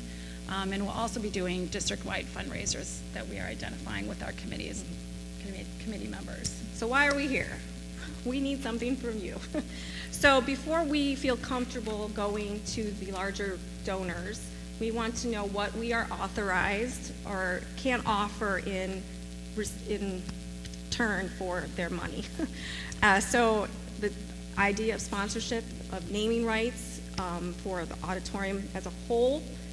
We've seen other districts do the stage, sponsor the stage, sponsor the curtains, sponsor the entrance, sponsor the lobby. There's a variety of different ways that we can present this to larger donors. And we want to know what your thoughts are on this. And we don't want to put the cart before the horse and come to you with, hey, we got this person, we want to know what we can represent to people prior. Right, so it's fairly common, we hear it a lot for like sports stadiums to be named after a business or as part of the name. But we have found that some districts are doing that for their theater spaces or their gyms or something like that. So in talking with Joelle, she said that we should come to a board meeting and have a discussion with you about what guidance that you can give us regarding what we could allow. And what we've seen online is, these districts talk about making sure that you're partnering with a company that is in line with your school values, your community values, making sure it's a proper fit. There's schools that, sponsor or have classrooms sponsored, and just, making sure everyone's comfortable with it. And you can do monthly, yearly. I mean, you can basically make it any way you want it. So let me say this to you. First of all, your initiative, thank you. I mean, that's how things get done, and we can't do everything, and the recognition that you've brought and the energy you've brought, thank you so much, because that is so much time, what you've done already. Okay, so I want to, on behalf of the board, I want to make sure you understand we appreciate you. We need to decide as a collective group, we've never had this. We've had, the scoreboards, we've seen that out there, we've seen signs, right, and the sports thing. So this is a new thing for us. I've had preliminary discussions. I've heard people on the board say, it's like all or nothing. Like, if you're going to name the auditorium, you should donate all the money. So I think we should have this as authentic as possible. I don't feel like anybody really invited our attorney to come and weigh in on this. Is there anything you would like to say on naming rights? Well, You know, we see around us, there are examples of this, and they're taught, they have And would you spoken- like your name on Yeah. our auditorium? Which name would Because you we like? have a unique opportunity just for you. The legal issues are pretty simple. As long as the bonds associated with the project has been paid off. Because technically, naming rights count as what's called private activity under the tax code. So if you were to do new elementary, if you were to propose a naming at the new elementary, that's a much more complicated analysis because you just issued the bonds. I'm assuming since you issued your debt, and that's probably sometime in 1970, it should be all paid off. So assuming it's all paid off, you can do whatever you like. People have sold off pieces of parts, names on chairs, little plaques, bricks. You can do all that fair game, and there's really no legal issue to it. The only caution always is, we oftentimes suggest you don't do anything that is illegal or immoral or inappropriate for a child. For a middle school student to engage. Right. Yes. You wouldn't want the Marlboro White No. State. That might not be something you really want to encourage in middle school. High school, for that matter. That kind of thing, or the Bud Light. So we need to establish like morality, is that what, parameters? Well, oftentimes courts do is you try to reduce the writing, a memorandum of understanding with the group, saying, if you do this, we'll support you in this way. And you identify some broad criteria, much like, nothing immoral. You want to avoid the Enron Field problem. Those of you remember the Astros ballpark was called Enron Field. Then Enron became a national joke, and you probably don't want your ball field named for them anymore. It becomes embarrassing. So you're going to get some pullback clause if, somebody winds up donating and then 5 years from now we discover something untoward about them. So you need that pullback clause, but you can draft that in the memorandum of understanding. We've done this with other districts. We give you some broad, at least a place for the board to kind of organize thoughts and say, what do we want to do? So we started doing something like that. You saw the street signs, right? And that was the foundation's, first attempt at, kind of doing something similar to this. So I can't imagine, and I don't want to speak for everybody, us micromanaging you. I mean, you have this so under control. I think the best thing for this board to do is to have Mr. Riley draw up like this memorandum of understanding and then allow you to do what you do. That's me speaking for myself right now and other board members. And I just if we were lucky enough to identify someone who is coming to the table, we would communicate with Joelle first, keep everyone in the loop as to who we have and who's coming to the table and what they're willing to offer. I think one of our issues too is that while we would love to have one donor give us, money for $250,000. all of the project that It could happen. is probably not likely. So we'd like to have consideration for like a tiered system. Like if you give us all of the money, then you get your name, you call the Outside, auditorium. inside, everywhere. But if it's a smaller amount of money, maybe it's the lobby, or maybe it's more of a temporary sign. I mean, I think Is that- names on rows of seats, I think, is terrific. I mean, that's one of the issues, because that's there permanently. And if we ever redo it, we'll need more money for seats, and some new name can come. Yeah, but what happens if someone sits in your seat, Mike? You're not gonna you're in my seat, get out. This happens at church all the time. Nobody sits in my seat, because the seat will be in the back of the place. Yeah. I was actually just at Magnificat's auditorium for a speaker, and their seats, it looked like a relatively redone auditorium, and all of their seats had little plaques with family names on them. So it's done locally. I mean, It's like the how they bricks, fundraise like the it. bricks at the Right. playground, you could buy a seat. Get your name Mark, right. did you have something? Well, yeah, I guess just maybe two comments. One is, there needs to be some kind of a sunset clause on, right, not like it's named in perpetuity, right? So I don't, Yes. whatever, and I don't know, A term. what that is. And I guess the only other thing I would say is to be cautious that, there's a threshold you can across where you're putting a name on everything around, right? Where you got the curtains and you got the podium and you've got the Right. you know, and then it becomes, you know, it can, you know, become It's all noise. tacky. if Once you know everything's- Carrie, you will know that nothing will be gaudy or overdone, so don't worry. Design Right. is important. Mrs. Kramer, anything? No, I'm just really happy you guys are taking this on. I know, right? Yeah, very much so. Fingers crossed. Right. Yeah, Mr. thanks, Pearson? good luck. Anything? We have a dedicated group. Okay, so here's how we're gonna move forward with this. We direct our attorney to come up with something basic to work with you, then present it to the board, you know, send it to the board, to work with you directly to help start this process going. Okay. Okay, I know you'll keep us informed, and Mr. Peterson goes to the PSO meetings monthly, so he can keep us in the loop, and anytime you wanna come to a board meeting and, you know, tell us anything exciting, we wanna know, but you have this under control, you don't need us to. Thank you. Thank you. And our contact information is on the flyer too, if We'll be at the anybody. Kiwanis meeting. Yes. No, we'll be at, we're meeting tomorrow- with the Kiwanis tomorrow night. so, for our planning Chris, can with we them. leverage any of this with the project?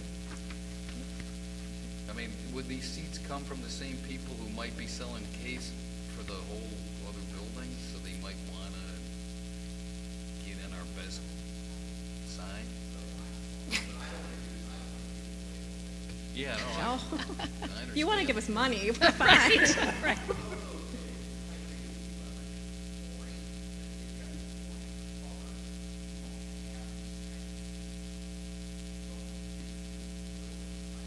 But are the But manufacturers you're talking the the vendors, same? are you talking the vendors? Yeah, I'm just saying that if a vendor knows he's gonna be bidding on all of the furniture that's gonna be going into the elementary school, and he also happens to done it? handle theater seats, I'm just asking the question. I mean, We would be interested in hearing if there is a vendor connection. However, we have found that it's pretty specialized. Yeah. The auditorium seating, yeah. I think Mr. Ring's got 2 people and one of them called him back. You build a school with an auditorium, the curtains are done, usually like, Tiffany does that, same thing with the auditorium seating, or the DVD. Sound systems, there might be some crossover between the sound systems between the cafeteria and the new school, versus what you might do there, but even here, you might want multiple channels, which is different than the amplification. Like, some people go to the mic and talk, others are just scream. But as a performing arts space, you have usually amplification sound. Then when we put it in the elementary. all right, yeah, I just. Something that's worked with foundations is we had a vendor list, we have a list. You could have the list, you could decide if you wanna use the Content. list or not. I mean, and maybe that's the approach you take, maybe you know somebody on our list, you don't know. So, I mean, maybe just providing them our vendor list? No, well, But we can certainly give you some information on some of the major players in the project. Okay. Yeah, well, no, but you can give them our vendor list, no problem. No, I did, Okay. Sure, but like we, in foundations, we had a whole list to work off, if that could be provided to them, maybe that would be helpful. Maybe there's somebody, you never know, Yeah, from a leverage standpoint, yeah. just something, and you can use it or not. and I just, we had actually been wondering this too, so it's probably last question. So we have money to do small bits and pieces of the project. Like, we could buy the curtain right now as we're standing here. What do you think is the best? Should we wait until we have $250,000 before any work is done? Or do you think it's a better approach to have some stuff done? Staging it. Staging Staging to the see stage. what we're accomplishing? Or do you have a preference, or?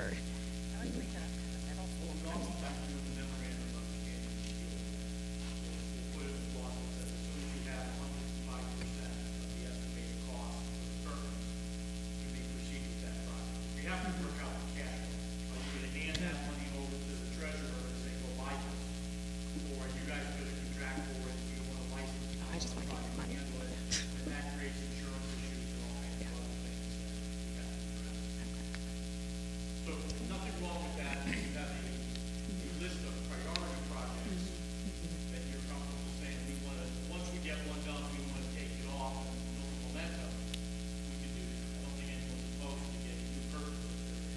thing, any questions that you have like that, send it to Mrs. Magyar. She will send it to Mr. Riley. He will work on that document at our request. Then it'll be a shared document between all of us. We can all see it. And then, you know, you can just move forward freely. Okay.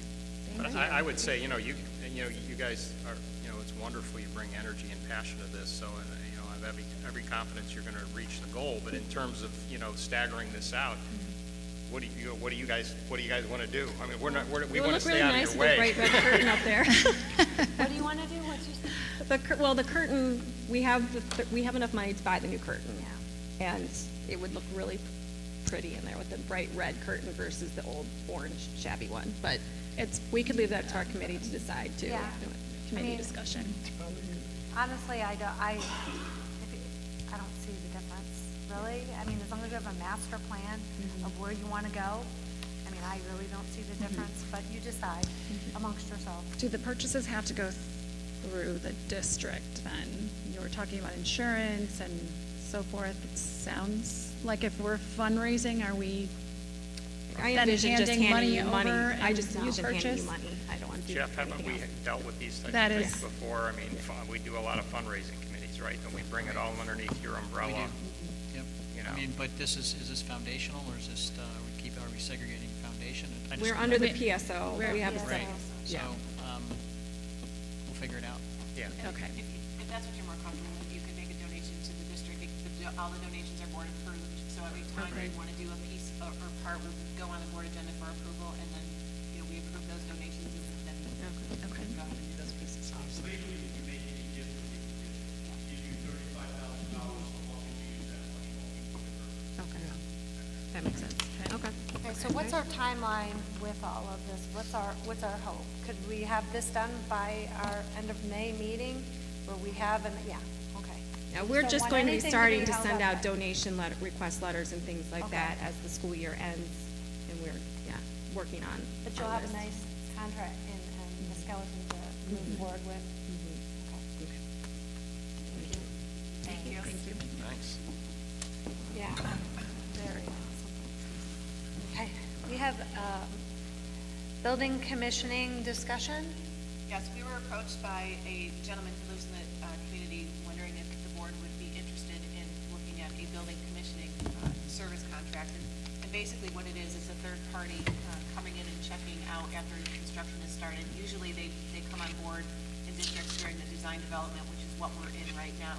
And that it would stay on board with the board as kind of that third party that is looking at once construction starts, having that eye that is trained to look for things that could or potentially go wrong. And so I sent you the proposal that he had sent us, and I know we wanted to find out, David, what your thoughts are on building commissioning and whether you would advise this board considering that. You use the mic because we're recording this, Yeah. so that'll help. A little background might help in understanding commissioning, generally speaking. When the OSFC, the Ohio School Facilities Commission, started building schools throughout the state of Ohio, one of the problem areas they encountered was mechanical systems. And the only method of procuring contractors then was low bid. So, and especially the interplay between the mechanical equipment, the building automation system, your building controls, together with the building envelope, all those things had to function effectively together to create a system that worked. And what they were finding is any weak link in that chain and the system didn't work well. So they were getting a lot of complaints of kids wearing a down jacket in math and then changing into shorts to go to English class because the building's temperature was all out of whack. So the solution the state came up with was to engage in what was called commissioning services. And essentially, as superintendent said, you hire a third party who reviews the mechanical engineer's design, opines on that design to the school district to say, yeah, it should work, and then follows that process all the way through construction. They come out to the site periodically, they observe when equipment's coming in, they observe equipment startup, the key pieces, the boilers, the chillers, whatever you're putting in. Additionally, they will spot check various individual air handling units or fan-powered VAV boxes, depending upon what your system is, and they usually check between 5 and 10% to make sure they're within the tolerance identified in the plans and specifications by the mechanical engineer. That was a very good system when you were going with low bid and you were throwing a lot of people, anybody could bid the project. If I had a mechanical or HVAC company, I could bid your project, and the burden was on the board to throw me out, which you would be able to sustain if I was ever such a person.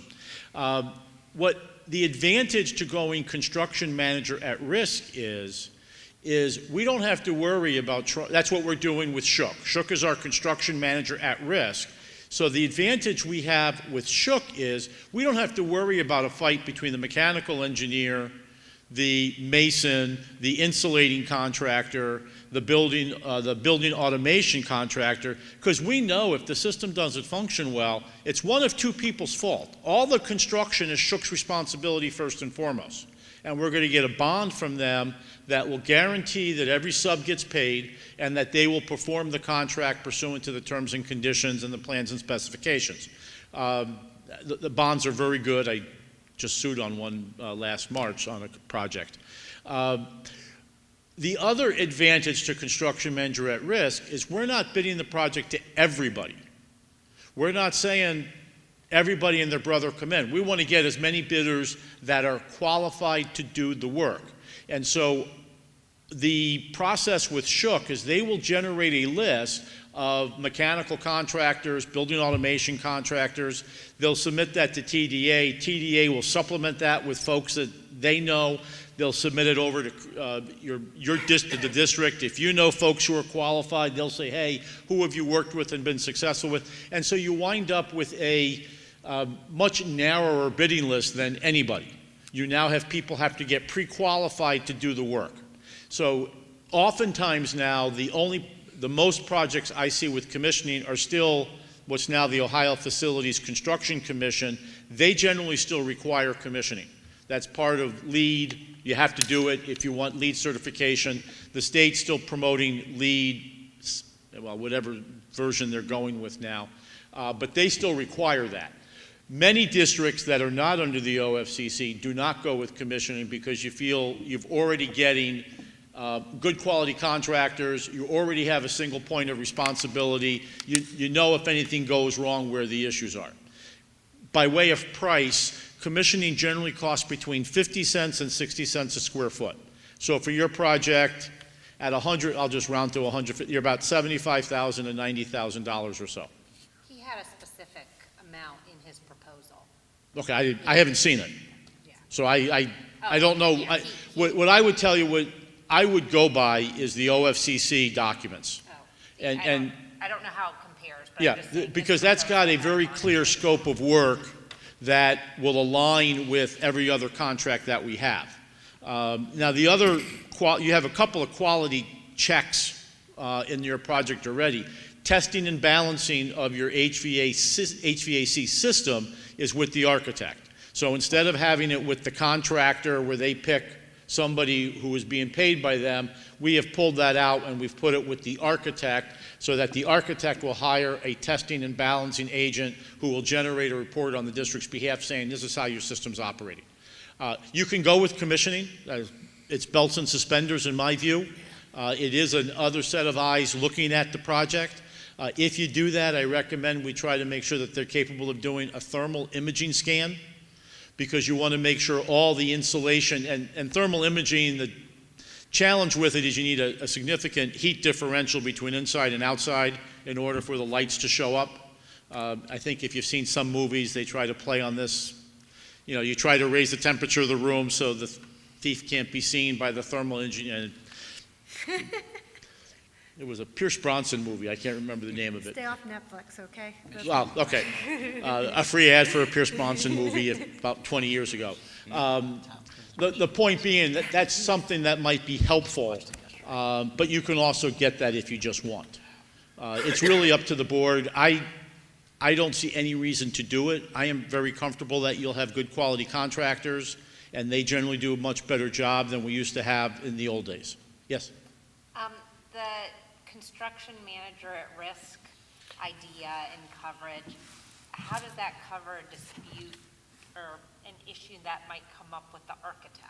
It wouldn't. You would go after the architect errors and omissions policy, or they'd be responsible for it. So if it was Okay, so a design issue, The CMR covers everything else, but not the architect. correct. If the architect said, spec, just kind of in a crude example, a 1/2 horsepower engine and it needs to be a 2 horsepower engine, as just an example, that's the architect's fault, and they would be responsible for the cost differential.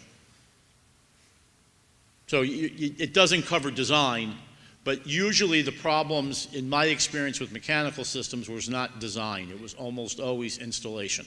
I had projects where they never connected parts of the building automation system to the air handling units that they were supposed to, or the VAV boxes, variable air volume fans that oftentimes regenerate the power, for lack of a better phrase, to get air circulating in a room.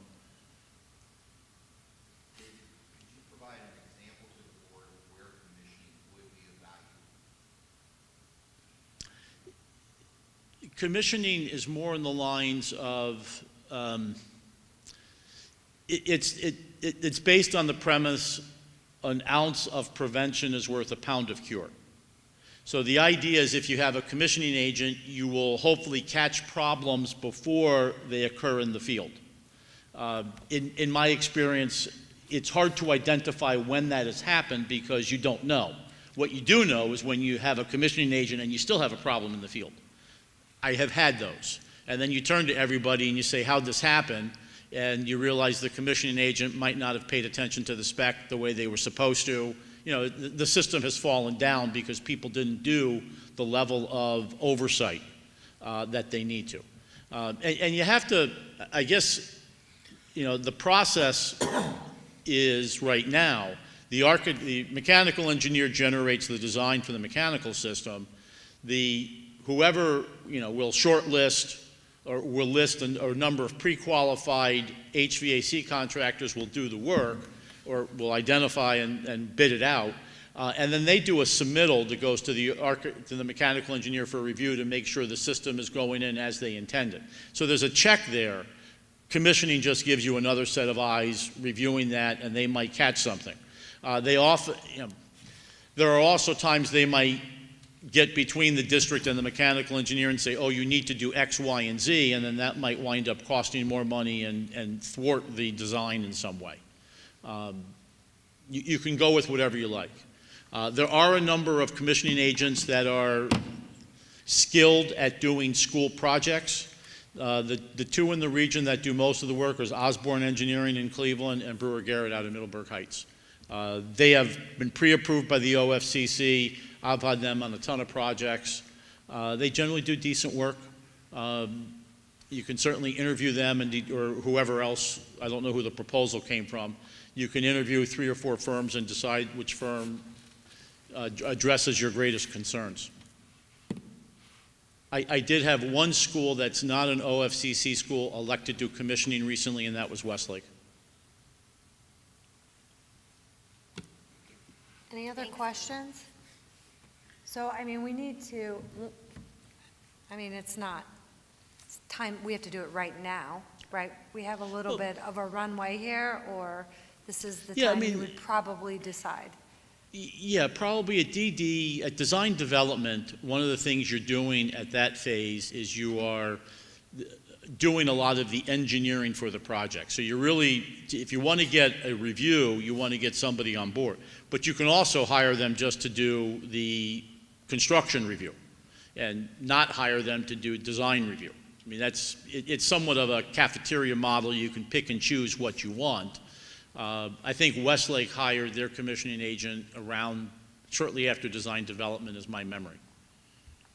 Mike, what are your thoughts on this? I think we're already paying Shook and Chris and TDA. So you feel confident that this is not unnecessary? I agree with belts and suspenders analogy that was used. The issue is you're going to add potentially a third opinion on stuff. If it's factual and we're just dealing with specifications and design stuff, the math is going to be the math. And so as long as we know that we've got guys on the hook for any issues and that they have to go through milestone performance checklists. You know, again, I think it's, you know, it's gonna be another set of eyes, but I don't know how we're gonna get much benefit from it. Unless we have made bad hiring decisions in terms of our design, you know, our architect and our construction manager, which I don't think anybody at this point has any concern, so that's just my view. Fred? It just seems to me that with a building of this size of project, that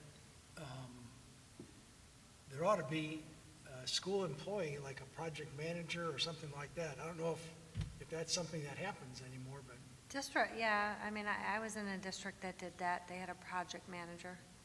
Yeah, Brooklyn had the experience where the treasurer was retiring, and so he was brought back to serve. I think he was 60%. I think he was there 3 days a week, Marty Farian, as an owner's agent to be out in the trailer and visiting the project more often. That's probably more the exception than the rule. Euclid, when they did their 4 elementary schools, had a retired business manager serve something of that role. The issue is how empowered are they? Because ultimately the question, you know, in order for somebody to be effective in the field, they have to have some decision-making authority. If all they're going to do is come back to Chris or Joel or Jeff and say, what should I do? Well, yeah, you might as well have the CMR and the architect asking those questions than, you know, a hired owner's agent or owner's representative. Strongsville did bring in a third party to serve in that role. He of course will represent that he saved them oodles of money. I don't know how you'd analyze that.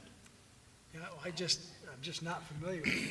And it just seemed to me it might be a way of having our own person, Sure. you know, just checking over. Yeah, but this is going to be this is a rifle shot. They're only looking at, often it's basically HVAC is the primary focus, and then oftentimes you add in building envelope. And I don't know if your proposal is just HVAC or does it, the state would require building envelope as well. I think this individual would be, I guess, amenable to doing however we want him, you know, how involved we want him to be. So this sounds like it's something you're interested in exploring. Is that correct? Okay, Mark? I would just like to interject that when we built this high school, we had an independent project manager on this job. And that's just what I was thinking I was trying to prevent. Well, that certainly then makes the decision. That was my Yeah, comment. I mean, And just to clarify, David, from what you said, really, because the new CMR model, it offers greater protection, if I understand you correctly, right? So Shook knows that they're liable. So if they're not keeping their eye on the ball and they hire a shoddy contractor and don't look over their work, and we have problems down the road, as a district, we have recourse to go back to Shook and say, you missed something, you got to make it right. Yeah. Shook has every incentive to make sure every one of their subcontractors performs to the letter of the contract. Because if they do not and we have a problem, Shook is going to step in. We will only have a contract with Shook. Right. So we're going after Shook, and then they bring in whoever else they want to the party to help solve a problem. But Shook is 100% responsible, unless it's a design issue, and then you have TDA. But it's fairly simple in that.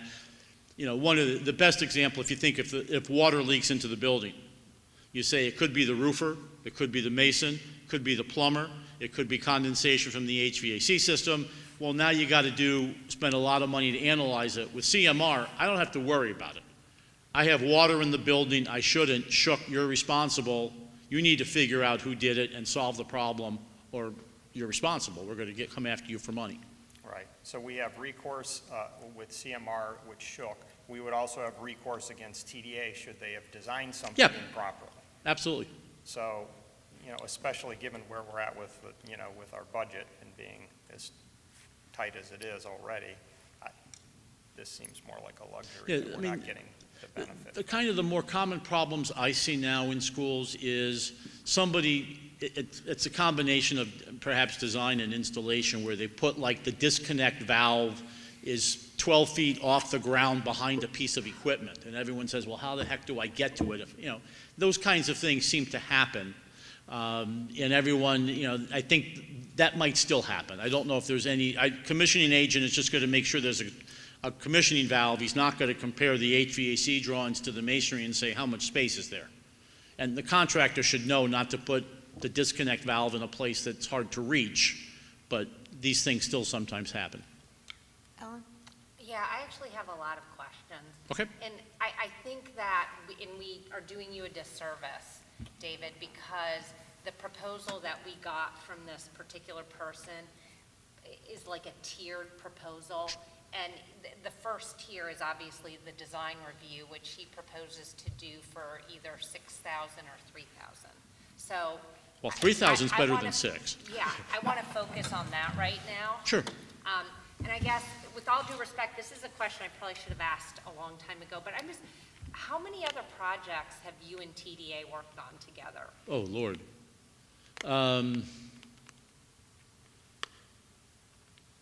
School buildings or districts?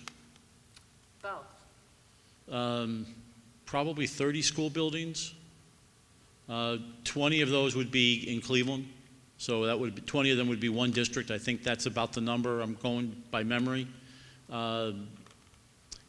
Completed projects, North Ridgeville, Doughton, maybe 5 or 6 other school districts. Okay. And then we have some open ones with North Royalton here that aren't completed. Okay. Not a single member of this board, or Jeff or Joelle, has any construction experience. Nothing. I have. Oh, you do? Yeah. Okay, I'm sorry, Mike. This is my third building project. Okay, sorry. I'm sorry. I thought that. I guess I think we need to be a little bit realistic here. And, we get along with TDA. TDA doesn't live here. TDA doesn't have, a student in the district. And I understand your whole analysis about the CMR part of it. But that's not what I'm talking about. I would like to have hire somebody to do the commissioning of the design development because, Sure. We're getting along with TDA now, but I think we need to be realistic and, they don't live here, they don't work here. I'm willing to spend $3,000 or $6,000 to have another party come in just to make sure that they're doing what's best for us, because I understand that you guys have been involved in building projects, but I don't know, it just seems like it might make sense to spend a little bit of money just to have somebody who has, an interest in this building in 10 years, just take a second look at it. I just think we should maybe hire Mr. Nelson for that design development phase. I'm not saying to do the whole thing because I understand about the CMR, but I just think it makes sense to get somebody to take a look at it because none of us, I understand you guys have been involved with other buildings, but it just seemed to me to get somebody who's in the industry to do a review made some sense. I would just remind you too that our design team or our construction team from Shook, they all have kids that will be attending that school. So Eric, our head person on the job. So, if they're going to be ultra careful, knowing that their children are going to be attending the school in which they're, constructing, they do live in the community and they are part of this community. And, and it's your decision. I'm just reminding you of that fact that we do have people who live in district that have a very vested interest in what the quality of that building is because their children will be attending there. Right, but I mean, not Shook, not TDA. So, to your point, it's a very small amount for insurance with a big with such an investment that we're making. Yeah. Why not? Exactly. So I'll agree with you. I'll agree with you too. I agree. So the majority would like to move forward with that. Just with the Concept, design just- development part of it. I mean, I'm not talking, I just think it would make sense at this point to have somebody else come in and. Do you want to take his proposal at face value, or do you want to put out and get other companies that do this, the two specifically that David mentioned, or? It's just such a small I know, amount. it's such a small amount. Let's, How many times have you worked with him as a commissioning agent? Me? Yeah. Never. Well, then wouldn't we want to talk to somebody else to find out whether or not it makes sense to hire him? Okay, sure, if you want. I mean, if you really want to go forward with it, I mean, again, I say that with everybody understanding it. I think this is a total waste of time. But if you're going to spend money, should you, like, at least qualify who you're spending it with? I mean, Well, and we also have to remember timelines too, because we're at the end of design development. So if you want to hire somebody that needs to, to go and look at these plans, you have the potential, there could be a delay because those documents are what the estimates are being constructed on, and we're looking at value engineering off of those documents. So, any delay in that process because you want somebody to come and consult those plans, you have a potential of delaying that project too. So just please keep that in mind as you're thinking about that decision. No, and you're correct, but this board is very diligent and insists on doing its homework. And so if that's the case, if we can be extra careful, and if there's something else we can put in play, then we need to do that. Maybe we just have to have another meeting. Okay, that's how we'll do that if that's going to hold things up. So. If I, and again, I don't, just to interject, because I'm familiar with commissioning, and I think we're talking about value on new construction. The value on commissioning, from my seat, is going to be the high school, and recommissioning the high school facilities to see how these systems are running. After 20 years, I would suggest that they're not running as efficient as we did years ago. And so you're looking at spending funds, belt and suspenders that Dave had suggested. I would say the systems are a little loose within this facility after 20 years. Nobody's looked at it. I'm not really sure what you're getting at. We have, and I hear what you're saying, that there's another need possibly for that. But right now, we're looking at the new building, so we have to make that decision on whether or not. To Mike's point, you're right. I mean, you just don't take one person's word. I don't know Mr. Nelson, so. the only thing I would say though is, again, we would need to turn it around really fast. Right. Agreed. Well, to your point, I would say we should touch base with TDA to find out. I'm sure they've dealt with commissioning before, like what is our timeline? Like we've said, we don't want to be the holdup, so we gave them direction when we met the last time. So even though we're willing to meet soon, right, you're talking about meeting to decide, whether we're evaluating other companies that provide this service and selecting one and identifying the scope, then even at that point, so if we were to turn that all around in a week or two, how much time does that process then take from TDA's experience? And they've already told us that they're right on the edge from a timeline. So we just need to understand what is the impact of that. Does this put the timeline at risk if we introduce commissioning? I don't think it would. Couple of comments. What you're really getting is a review of the design. And what you're going to get from, my guess, I don't know what Mr. Nelson does, but what you typically see is the commissioning agent would identify some comments, ask questions for the architect to consider, or in this case, usually it's the mechanical engineer to consider.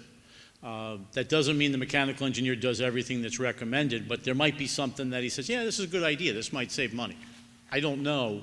Usually the big fight between engineers is what is the level of safety or over-design that you're comfortable with? Because that's usually the battle.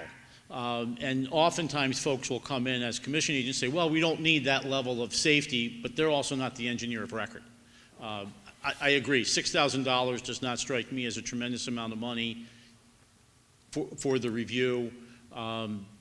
If it's something people are comfortable with, I think we can get it done. I don't think it will impact the schedule. I don't know if the person's a mechanical engineer. I don't know what the person's background is, but whatever you want. Okay, so what's our direction here? We need to provide direction.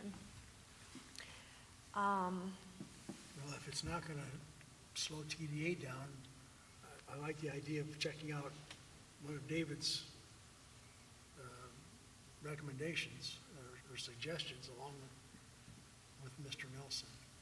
Okay, so could you talk to TDA, ask who some of the commissioning people they have worked with, and then we would have maybe 2 other candidates. I think David Yeah, mentioned 2 others. Yeah, the reason the Okay, ones who do Brewer most of the work Garrett, up you here are said. Brewer Garrett and Right. Osborne Engineering, because Okay. they're up here. The other firms that the state, and I could double check the state list, I haven't lately, but it's usually Four Seasons is out of Cincinnati, there's Resource International out of Columbus, that they do this. There's 4 or 5 firms that the state has pre-approved, and they do this. The 2 locals are the easiest because they're more attuned to the weather conditions here and can better evaluate the systems. Okay.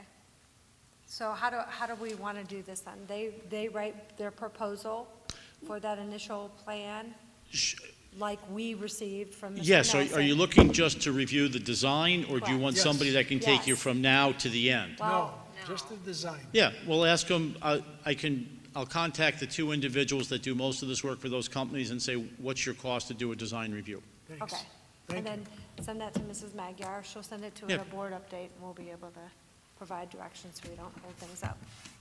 Okay, Okay? Thank you. no problem. How far should I roam? Just right back. Don't go too far. Okay, so the final, not even out of the president announcements, we have the tennis courts, correct? So I asked Mrs. Magyar to please give an update, and she has some direction, needs to know some direction that the board wants to take on the tennis courts, okay? So, as you know from prior discussions and having the architects starting to look at our current tennis courts, they were deemed, unplayable, which is why we've put some monies, not a lot of money, about $20,000 to $30,000 into repairing them. Those repairs started in the fall. They were supposed to continue in the spring, but because of our weather, we have been unable to finish those. We're still on time to do it. It's just, unfortunately, there's only 3 tennis matches left for the boys, and so they're not going to get done before the season. So as a plan, we moved their practices to the city of Brecksville's 3 courts, and we switched their games, all their home games, to away games. So they haven't had any home games this year just because of the conditions of the courts. In the meantime, we got prices on replacing our current tennis courts and fixing the drainage issue there. It was about $570,000 to rebuild those 5 courts and put appropriate drainage in there. Throughout this process, we came up with another option, which would be, instead of rebuilding 5 courts, the city has agreed to allow us to use those 3 courts, and we proposed to them, what if we build 2 additional courts down on the city property, and then those 5 courts become our team's home courts that they could use for both practice and their matches.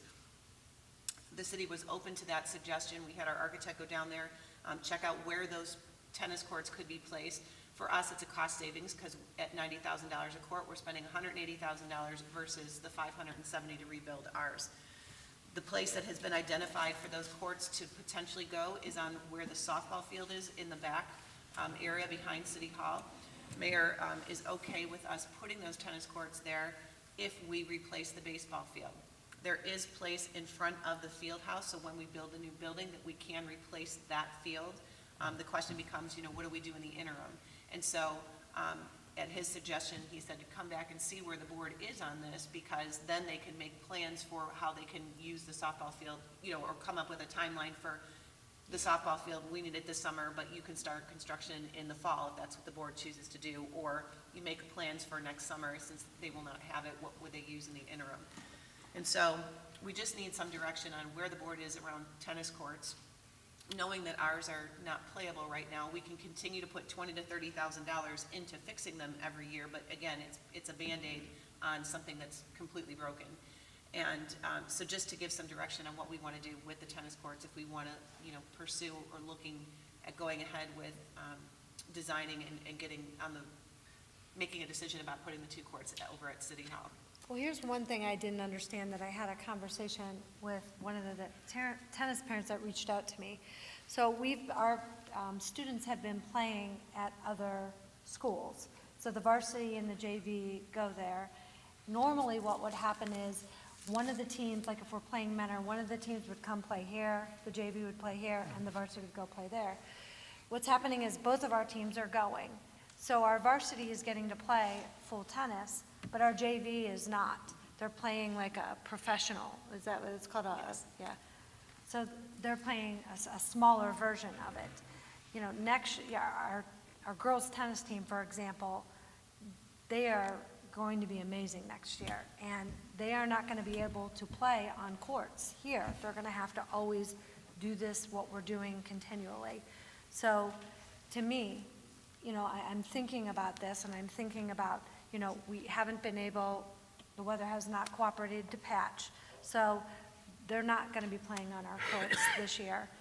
And I'm thinking, why not do something like this? Because this is an investment, you know, in this sport, and it's something that's much needed. It's not going away, much like, you know, the bus situation. So we can continue to do that, or just do the thing we should, in my mind. It would be our cost to build the 2 courts plus to build the softball field? Yes, Is there any cost on the softball field? probably minimal, just because we're starting with a vacant piece of land, so it's just, you know. Well, we have, how much, Highland was vacant, is We that have correct? Highland, So which is, could be that, as a part of a hundred, shared use agreement for, you know, the next couple of years until we get that field. So, I mean, we've got some other options with the field. right. What about, you know, what about our current softball field that's on this campus? Is that, I'm assuming that's dormant in the summer, or is No, that they already use it all used by summer. the city? They use it all summer, that's one of the, The city of Brecksville uses it? yes, Okay. yeah. For the BTBA, yeah. Hmm? I mean, I guess part of the question is where, you know, are there any other options to put a softball field somewhere versus on that new? Because, right, isn't part of the problem is if we replace the softball field, but the replacement field is up at Blossom, that's not going to be ready for a couple of years, right? Correct. But we have some options in the interim, like the field at Highland. So if we take away the field at City Hall, they can use the field at Highland as a temporary replacement. Ideally, I think the city would like 2 baseball fields, and I think they're looking at the Highland field anyways. But then as long as we replace the one that we would take up with the tennis courts. I thought they were already using Highland, didn't they? Because I thought they paid to fix They up do. Highland's baseball They field so do. they could use it. Yeah, they do use it. They do know that use to be it. true. Yeah. So, I mean, here's what I'm thinking. What an amazing thing to have in front of our field house, you know, for our students to use. Sure. For the gym you know, the phys ed teachers to use. That's my thought. So if it could be a shared, you know, field situation, much like we have at Highland, how amazing could that be? So it's just one more wonderful thing that we could get from that partnership with the city. I think that's a good idea during school hours. You know, I'm sure that the mayor would be willing to have us use it during school hours, and they can use it after school. Which, just to clarify, we need to make a decision about doing the swap now, but we don't need to make an actual decision about where the field's ultimately going to go. Correct. So That's correct, We need some yeah. direction on just, you know, where are you with tennis courts, and, you know, can we? I can we think that pursue- sounds, yeah, that sounds great. For me, I it's, just feel it's, so it's, badly for it's the a low-cost tennis deal. team. Well, with the tennis, yeah, the replacement of the tennis courts, you know, to do 180,000 and put 2 courts in and then use those 3, I mean, that's clearly, you know, the star economic choice based on other things we've looked at. It just becomes a question now with some timing because the city wants a baseball field. So now it's like there's the long-term solution is put the baseball field, you know, on the Blossom campus, but that's not going to be ready for a couple of years. So if we construct, so either we continue the patching on the courts today to keep it as a bridge, or if we're going to go ahead and put the courts in now, and I don't know how long can the courts, like if we pulled the trigger and said, okay, we found a baseball field that you can use, what's the turnaround time on the tennis courts? Could they be ready for the fall, or I'm guessing that's, I'm going to doubt that they're going to be ready for Yeah. the fall, but even if construction didn't start until, you know, after the summer or soon after when the softball season was over, that they could still use the field this summer, then we're really talking, you know, a bridge for next year, which would buy us some time to find a field. What we really just need is just, you know, a starting point. Are we going to do tennis courts? And if so, let's get them built, because again, we'll still spend the $20,000 to $30,000 to fix our current one because the girls play in the fall. They've got to have some place to Right. play. Right. So that, for one more year, they're going to have to plan it. They'll be fixed. But if the construction on new ones could also start at that same time, then you're in a position where it could be ready for the boys in the spring, and then we've transitioned over. Well, here's the thing, so just because I know a little bit about the softball, it ends like in mid-July. So that's when the actual, like, the programs, then they go into tryouts. So that potentially leaves August and on for them to actually start construction. Not saying it would be done in the fall still, but that's good weather, and it could be done for the spring. I mean, the site probably drains really well, or it wouldn't be a softball field. So it may not take quite as long to put those two together. It's just a question of finding the replacement softball Yeah, field. it's a different issue, but I'm just Well, saying. maybe we could find a partnership with another city. We've gotten creative with swimming, so there's possibilities there. I think from my conversations with the city, that is the secondary concern. They want to know, are we building? Because they'll schedule around, but they eventually would want it replaced. That's not the Meaning they could wait until maybe the new building comes online and I have don't know us. if they can wait, but they said, don't let that need hold up your decision on what you want to do. They will figure out schedule and find places to do what they need to do. Okay, let's do it. Bingo. Bingo. Yeah, that's great news. Bingo. Oh, my gosh. Oh, I'm Tennis sorry, parents, please watch this part of the video. Wait. Yay! Wait, so one last question. Did you have conversations with the city on ongoing maintenance then? We talked about if they're willing to maintain it after we build it? I think that would be, I'm going to look to David to come up with another shared use agreement on that too. It might be a shared, just kind of what we're doing at Blossom, where there's a Okay. sharing between, snow removal, not that you're going to snow remove on the tennis Yeah. courts. Oh, you never know. Part, You're right. that kind of thing. So we'll have to work that out with them.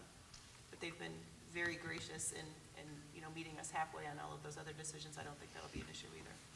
Right. Okay. So we have direction. Great. Mr. Code will Thank you. miss his meetings that he normally will have monthly, but with our tennis parents, but moving on. That was sarcastic. All right, moving on. 5, we have other board business. Is that correct? Yep. Oh, okay. So we have additional supplemental positions, pre-kindergarten resolution. May I have a motion? So moved. So these are two separate issues, so we're just, discussion A, this is just quick direction. You were provided some recommendations for some additional supplementals to be filled that have not been filled in the past. Jeff provided you what the PTP, the pay to participate cost would look like if we added those additional positions. This is not something that requires your vote per se right now, because you will vote on that supplemental contracts, in the fall, winter, and spring. I just need direction if you're okay with us posting the additional recommended positions that Mark Mazzona had recommended due to some safety and security issues that we have on some of our teams. Plus the transportation costs will most likely be updated by then, so those numbers may change a little bit, but it's good to have that direction with regards to adding those varsity/total sport assistants. So not exclusive of varsity, although it's technically a varsity assistant. I'm so sure all levels coaches will would benefit. appreciate it. A lot of our coaches have been supplementing those salaries out of their own salaries. So this is just a recognition of the board that we need to take that on. Right. So But you're to okay for Joelle's us to point, post them? Yes. Thank you. Okay. B, pre-kindergarten resolution. Discussion? Do you need a motion? Well, they're not separated, though. I mean, do I? Because the other one, there was no Okay. action. May I have a motion? So moved. Second. Thank you. Okay, any discussion? This is the resolution to enter into a lease agreement, which is then item D, with the city to lease Blossom Hills for our preschool for the next couple of years. And if you have any questions about the lease, David, I'm sure, can help because he wrote it. Okay. Just a couple of items on the lease that I think are important to note. One, the city will be responsible for everything associated with vehicular traffic, So wherever there's a road, they're going to plow, maintain, do all of that. Wherever it's pedestrian traffic, that's on the school district. So if people are walking in for pre-K, it's our job to make sure that walkway is shoveled. The lease is a relatively inexpensive lease in terms of its cost per square foot. I think the combination of the lease and the operating expenses, you're in for about $26,000 a year. Relatively inexpensive, but that does come with a slight risk that if a building system goes, that's our responsibility. We don't think there's any issues with any of the systems, and it's unlikely that it would be a complete repair, or that it couldn't be repaired and would have to be 100% replaced, but that technically is our responsibility. So it functions almost like a private sector triple net lease where we're responsible for the building. But that goes with low rent. If you want no responsibility, the rent would be higher. We did do it with renewable. We have the ability to renew the lease. Right now, I think it stands at 22 months, takes us to September, mainly to make sure that we're in the new building, and if for some reason we are not, then we have the ability to renew the lease and keep the pre-K there for an additional year or two if that's what's required. David, if I may ask a question of David, we did send in with Assistant Law Director and, in that initial meeting to kind of go through the lease. Have there been, I haven't talked to you here in the last week or so, but have there been any changes with regards to common area, rent plus common area? So the 30,000 you mentioned about total operating, I don't know if you've talked to Biagio about the utilities. They're going to come back with some basic, I thought he was going to come back with some estimates, because I just don't know. Right, we're responsible for that. I haven't seen any utility usage. I know Chris was talking with their service director, and we probably need to get that from the Montessori school, because they probably don't have it. Okay. I can't imagine, I know you need to budget for something, but. Yeah, just to inform the board too, what started talking actually with, at the principals meeting this week is creating this, Blossom Hill preschool budget, and trying to carve it out of, we're closing Central and divvying up basically what Central's budget was, but being very mindful of, a new lease that we haven't had, an operating cost and what have you. So, we've had a lot of discussions about that, but I want to let you know that, we're kind of all in this together, and that's why working at it, just understanding what that lease is all about and what our total costs are. So I have been taking as active a involvement in the other item in the resolution is I think we added money for minor repairs and to relocate the playground. Yes. And to do all the other things. So, because it's, you have special ed students there, you have to meet state standards for the playground space, and so that has to come over from an existing school and be fenced in, and the existing playground there doesn't meet that standard. Right. So we have to do that, and so I think there's some money in the resolution. Did we do 75,000?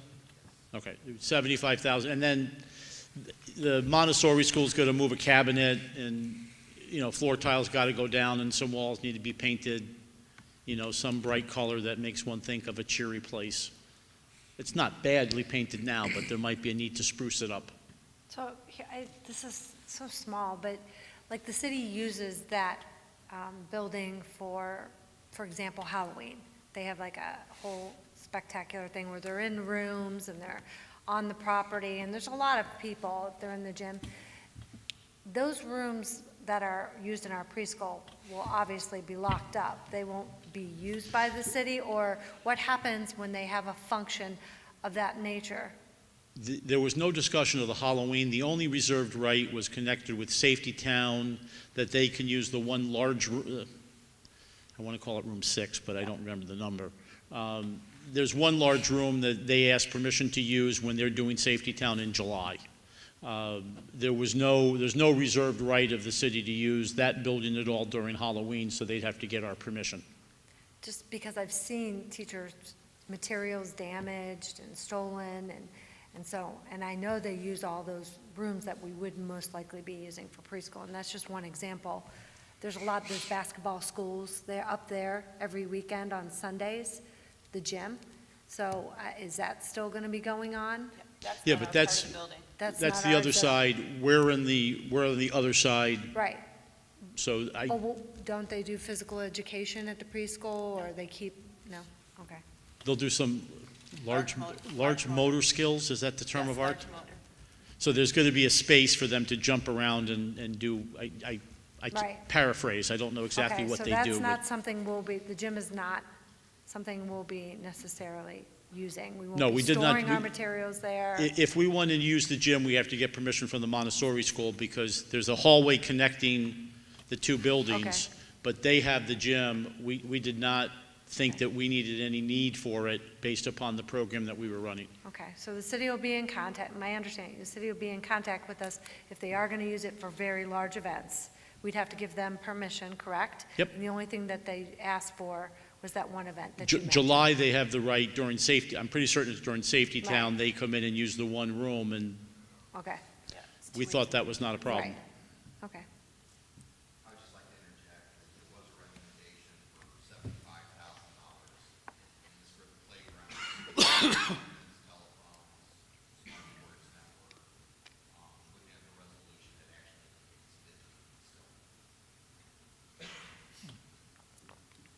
So do we need to amend that? You should amend it to go to 75,000. 50,000 was my made-up number as I sat in my office and guessed, and then Chris corrected me and thought there might be some additional Can I just expenses, so simply he amend it? recommended 75. Up to 75 can be spent to make it preschool ready. That doesn't mean it will get spent, but it just gives him authorization to get the phone lines in, the high-speed internet, and whatever else has to go in. So is that in the lease right now that needs to be changed, or is that? No, it's not in the lease at all. It's an authorization to basically make some tenant improvements. So we're not changing the structure or anything else. You got to get a phone line in there. You got to do some basic things to make it your building. I don't know, high-speed internet. There might be some need to paint and replace some tiles and those kinds of things. For the most part, we'll work with the city to get them to do it. They thought they might have carpet squares, I think. Yeah, we need to create a clinic, some breakout spaces, we'll need paint. Okay. So I'll make a motion to change that. To amend it to To 75,000. amend it, a motion to amend item B from 50 to 75,000. Second. But, so I'm sorry, item B just has that has the resolution, so we're talking about modifying the resolution? Right. Is that what we're Right. talking about? Correct. Okay. So, Mr. Peterson, second. Who first, I'm sorry? Kathleen? I made the motion. Okay. Mr. So moved. Peters- Who moved it? I moved it. Mr. Peterson, second. And Mr. Peterson Great. seconded it. Okay. So roll call? Mrs. Kramer? Yes. Mr. Peterson? Yes. Mr. Ziegler? Yes. Mr. Dozen? Yes. Mrs. Mack? Okay, now I have a motion to vote on item B So moved. as amended. Second. Or second, or whatever the heck we gotta do here. Roll call? Mrs. Kramer? Yes. Mr. Peterson? Yes. Mr. Ziegler? Yes. Mr. Dozen? Yes. Mrs. Mack? Yes. Item D, pre-kindergarten lease. May I have a motion? So moved. Second. Discussion? No? Okay, roll call? Mrs. Kramer? Yes. Mr. Peterson? Yes. Mr. Ziegler? Yes. Mr. Dozen? Yes. Mrs. Mack? Yes. Item F, revised policies, first reading. There's no action that needs to be taken on any of these board policies. If you have any questions, please let me know prior to the next board meeting. Item G, TIF resolution. May I have a motion? So moved. Second. Okay. The man of the hour. It's been a while since we talked. I hope everybody is well. Who are you? I'm David Riley. I've assisted you on a Okay. number of things. As you'll recall, about a month ago, representatives sitting in the dark back here, not that they belong in the dark, but that's just where they've elected to seat themselves. The DiGeronimo companies came and made a presentation about TIF and the development of Valor Acres, the former VA site, for those not familiar with the new name. They also presented to the board a proposal for compensation to the district in exchange for the district supporting the tax increment financing request that they were making. Essentially, for those who might be tuning in for the first time, tax revenue, instead of coming to the school district, gets diverted into a fund to make public improvements, is essentially the heart of it. About 2 weeks ago, we had a brief conversation, and the board shared their reaction to that proposal to try to get more money up front and some additional money when Phase 2 goes in. The proposal before you, there's a development agreement which reflects, there's a compensation agreement which reflects those items. In short, for the first phase, we're anticipating getting approximately $512,000, of which $250,000 will be given or sent to the district in a check form as soon as the city passes the TIF ordinance. The city's got to do a TIF ordinance which authorizes the financing. And so before they get money, because the TIF ordinance was like your bond ordinance, or you did a bond resolution probably in June or July of last year and then didn't close the financing until September or October is my memory. There's a lag. The same thing will happen with these folks, so they're going to come out of pocket to get us $250,000, which may be used for tennis courts or some other purpose, of which there are many. But you will have that as cash. Then when they complete their TIF financing, they'll pay the balance of the estimate, which would be $262,000, and then once that item goes on the duplicate, we'll true up. So if it goes on the duplicate for a greater value, we'll get more money. If it goes on the tax duplicate for a slightly lesser amount, they might get a credit towards the second phase. The big change, the biggest change, so we got more money up front and basically doubled that developer contribution. The biggest change was in Phase 2. There was no money originally, and now we're getting 1/2 of the first year abatement, which is, again, these are very rough estimates. We should not spend this money until it actually hits the treasurer's account, but that's estimated at about $1.6 million. I am very comfortable. They've been a great partner. I think they will tell you it hurt to make these contributions, that these are putting their financial projections, they're spending their contingency right away, but it's a better deal than other comparable projects have gotten in terms of the school district. And I'll pause for questions.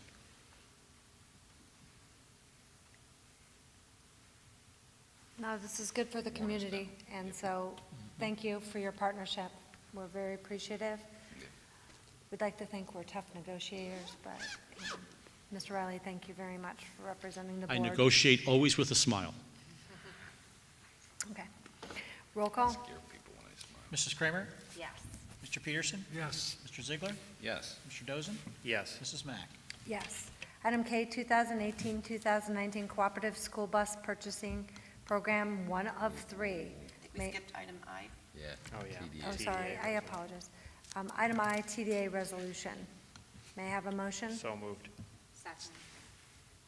Any questions or comments? No. Okay, roll call? Do we want David to get up again? I mean. Why not? It's been a while since we've talked again. Thank you. There's essentially 2 types of contracts one can use when one's doing construction in Ohio. Probably the most common is what's called the AIA, the American Institute of Architects. Those are particularly tough for public bodies because they're written for everything, and so they don't have some of the requirements that we tend to require in the contracts. So it's really a full employment for lawyers when you use that, because we have to draft 26, 30 pages of supplemental condition that gets drafted on top of it. And I'm not against full employment for lawyers. I think that's a wonderful thing. However, the state of Ohio Attorney General's office has developed a set of forms that are more tailored to Ohio law. So these documents will all work together. The architect's contract fits in directly with the construction manager's agreement, which will fit in with any other contract that we do, because they're all integrated and intended to align. So when we talk about grade alignment and all that kind of stuff, all your agreements will align.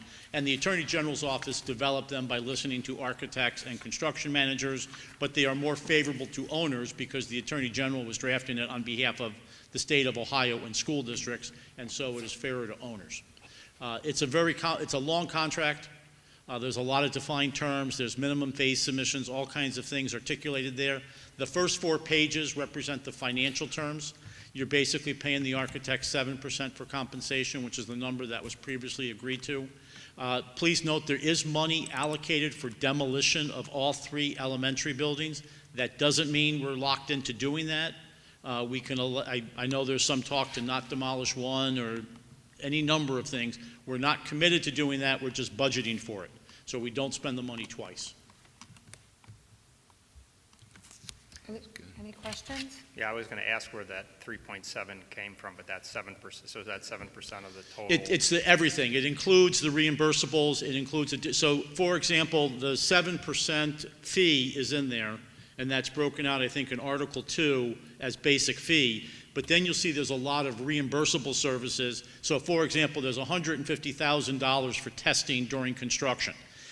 That's really just an administrative convenience because they will, if we hold that contract with the testing entity instead of the architect, and somebody needs to conduct a test, they're not going to pick up the phone and call Jeff, the treasurer, to say, should I go out there? They're going to call the architect who says yes.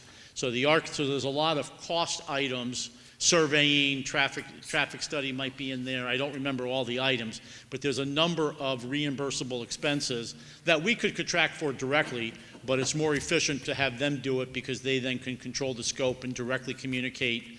Because if we contract for the survey, topographical survey, or the geotech borings might be a better example, you drill some holes where the building's going to go. Well, we'd have to turn to the architect and say, tell us where the building's going to go and where you want the holes to drill, and then hand that to the geotech consultant to do. If we put the contract with the architect, they can direct them, get the information they need, and we don't have to waste a lot of time trying to do it ourselves. And I'm sorry, but the resolution that we're voting on is just, it's just a two-page document that's a resolution that agrees to. That's where the amount comes from. Right, okay. There's an additional 50 pages of contract documents, which I'll gladly provide everybody. We have it that breaks down all the numbers. And for example, part of that 3.7 is also, I'm going by memory, so I'll probably get this wrong, $490,000 for the field house, which is subject to reimbursement by the city. So it's not all coming out of our pocket. We're contracting for it, but everybody knows that money's really coming from the city of Brecksville, because we are not paying for the field house. And I'm sorry, I can't recall. Did the board approve that 50-page contract? We've done so many contracts, I can't recall. I don't believe so, no. So I mean, is that that's what this I had included it when I sent the resolution. It might not have gotten onto the, I included everything. Okay. Because I think there were 5, there's the contract, and then there's exhibits A, B, C, and D. I sent it to the district. I don't know if it all got forwarded. Okay. Do we? Yeah, I don't see the agreement in here. I didn't post these. I just made the correction on the agreement. If you prefer. I would think at some point, though, the board needs to approve all contracts, and so. Absolutely. Is this a resolution that's approving the? It's just kind of like what we did with the bus. You approved the resolution, 2 months ago, and now you're approving the purchase, so we can put it on the next month's agenda. Sure. It might be an oversight that it was sent and not realize that they were the same document, so we can put it on. So you're just Okay. approving the resolution, and then the contract would be the next time. Okay. Do it. Roll call? Let's see, where am I? Mrs. Jay, Kramer? that's where I got it. Mr. Peterson? Yes. Mr. Ziegler? Yes. Mr. Dozen? Yes. Mrs. Mack? Yes. Item K, 2018-2019 Cooperative School Bus Purchasing Program, 1 of 3. May I have a motion? So moved. Second. Okay. I'm sorry, who seconded? There were two. Mrs. Kramer. Okay, great, thank you. Any discussion? Felt like we did a good job at the beginning of our meeting. Roll call? Mrs. Kramer? Yes. Mr. Peterson? Yes. Mr. Ziegler? Yes. Mr. Dozen? Yes. Mrs. Mack? Yes. Item N, 2018-2019 Cooperative School Bus Purchasing Program, 2 of 3. May I have a motion? So moved. Second. Any discussion needed? Questions? Okay, roll call? Mrs. Kramer? Yes. Mr. Peterson? Yes. Mr. Ziegler? Yes. Mr. Dozen? Yes. Mrs. Mack? Yes. Item O, 2018-2019 Cooperative School Bus Purchasing Program, 3 of 3. May I have a motion? So moved. Second. Okay, questions? Roll call? Mrs. Kramer? Yes. Mr. Peterson? Yes. Mr. Ziegler? Yes. Mr. Dozen? Yes. Mrs. Mack? Yes. Item 6, Community communications, hearing of the public. Does anyone wish to be heard? Oh my goodness, what a warrior you are. Okay, please come up to the podium. I'm going to say my little spiel real quick. Persons wishing to address the board may do so at this point. No formal action will be taken on subjects that are not included on this agenda until the board has had an opportunity to study them. Comments regarding personnel must be submitted in writing through the office of the superintendent in order for the board to complete the planned agenda in an effective and efficient manner, and to provide sufficient opportunities for members of the public to be heard. Hearing of the public shall be limited to a maximum of 30 minutes, during which each speaker shall be limited to a maximum of 3 minutes. Hi, please state your name and your address, please. Okay, I'm Rudy Breglia, and I'm from Avon Lake, Ohio. I'm a citizen advocate for seatbelts in school buses, and I have no commercial interest in the issue. I know we're all on the same page. We want the safest form of transportation for our children, and I think we all realize that it's better to have a seatbelt on if you're in a crash. And when I'm talking about seat belts, I'm talking about the lap shoulder belts that you have in every passenger car. I know it's a complex issue, there's a lot of moving parts, but I can assure you that I'm here to help the school district deal with the issue and overcome any perceived problems. And along those lines, I think you have a handout now. The last page of the handout has a contacts list that these are all folks who have experience dealing with the installation of seat belts for different school districts, both at a school district and at a state level. I know all these folks. They're all willing to speak with you to answer any questions that you might have. The first page of the handout are the conclusions that I've come to in the 2 years that I've been dealing with the issue. The ultimate conclusion is right up at the top. Seatbelts save lives and reduce injuries. Since 1968, seatbelts have been in passenger cars and literally have saved hundreds of thousands of lives. Since 1986, all Ohio school bus drivers have had to wear seatbelts. The most important thing I'm going to say tonight excuse me, is the number one statement that I have there, number one conclusion, and that is current Ohio school bus safety features are inadequate to protect children fully. And I can say this because 5 to 6 children die every year. Actually, 9 died in 2016. And more than 11,000 are injured in school bus incidents.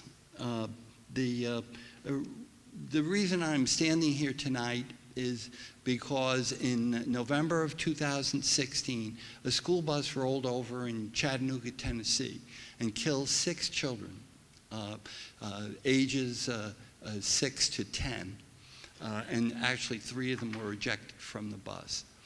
And just about everybody else on the bus was injured, except for the school bus driver, and that's because he had a seatbelt on.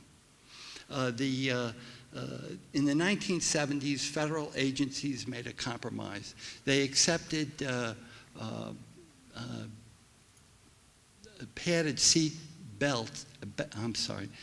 backs rather than seat belts, based upon a flawed and incomplete theory of protection called compartmentalization. This theory is crude and violent means of protection. It's meant to minimize injuries and not to prevent them. The basis for the theory is that the seat back will absorb the impact energy of airborne children's bodies that are set in motion by sudden stops or crashes. The theory is most effective when the bus is going forward It's going slow, and all the children are seated properly. And by properly, I mean sitting upright, facing forward with both feet on the ground. I think you can recognize that children can't maintain that position for any period of time. If you have the failure of any of those conditions, the theory starts to fail. And the theory fails completely when you have rollovers or side crashes, as I listed in my number 3 conclusion. North Carolina did a study, 10-year study, and found that 1/3 of all the crashes that they had over that 10 years were of the side crash or rollover type. And they accounted for 80% of the children's injuries. Well, I know I can't go over this whole list of conclusions tonight, but I'm certainly willing to come back. I'll talk to the superintendent. Usually school districts will, at least 1/3 of them will invite me back, and I'll talk to the superintendent, the business manager, the head of operations, that kind of thing. And that way you can get more than just a taste, and I can tell you about what's happening. Right now, the big thing that happened was that Beechwood agreed to set aside, it was actually the city council, set aside $250,000 for putting seat belts in all their new school buses. And very recently, Avon Lake purchased 2 school buses with seat belts, the lap shoulder belts. And what I think this represents is a turning point in Ohio. I think a wave has started, and I'm just hoping that other districts will, and you have a page in there talking about a proposal for grants, but that would be for volunteer school districts to conduct a trial like Avon Lake. Let me finish up. The installation of seatbelts in school buses is a substantial, recognized and critical improvement to school bus safety, and really should be a priority for us. And you folks are right in the process of buying school buses, and I know you're going to buy a bunch of them. So please consider having seat belts in those school buses. To me, I look at seat belts as the same way you would look at fire extinguishers. They're an absolutely needed precaution to avoid catastrophic loss. So I am certainly willing to come back anytime. I don't need any time to prepare. I can give you 5 minutes or 2 hours. Thank you. Thank you very much. This has been passed on to our business, Mr. Code. Do you have all this information? I'll get it to him. Okay, and that would be that would be our process, and he will look at that and then make his recommendations. That sound fair? Right. And any questions? Okay, thank you. Thank you. Thank you. Thanks. Anyone else wishing to be heard?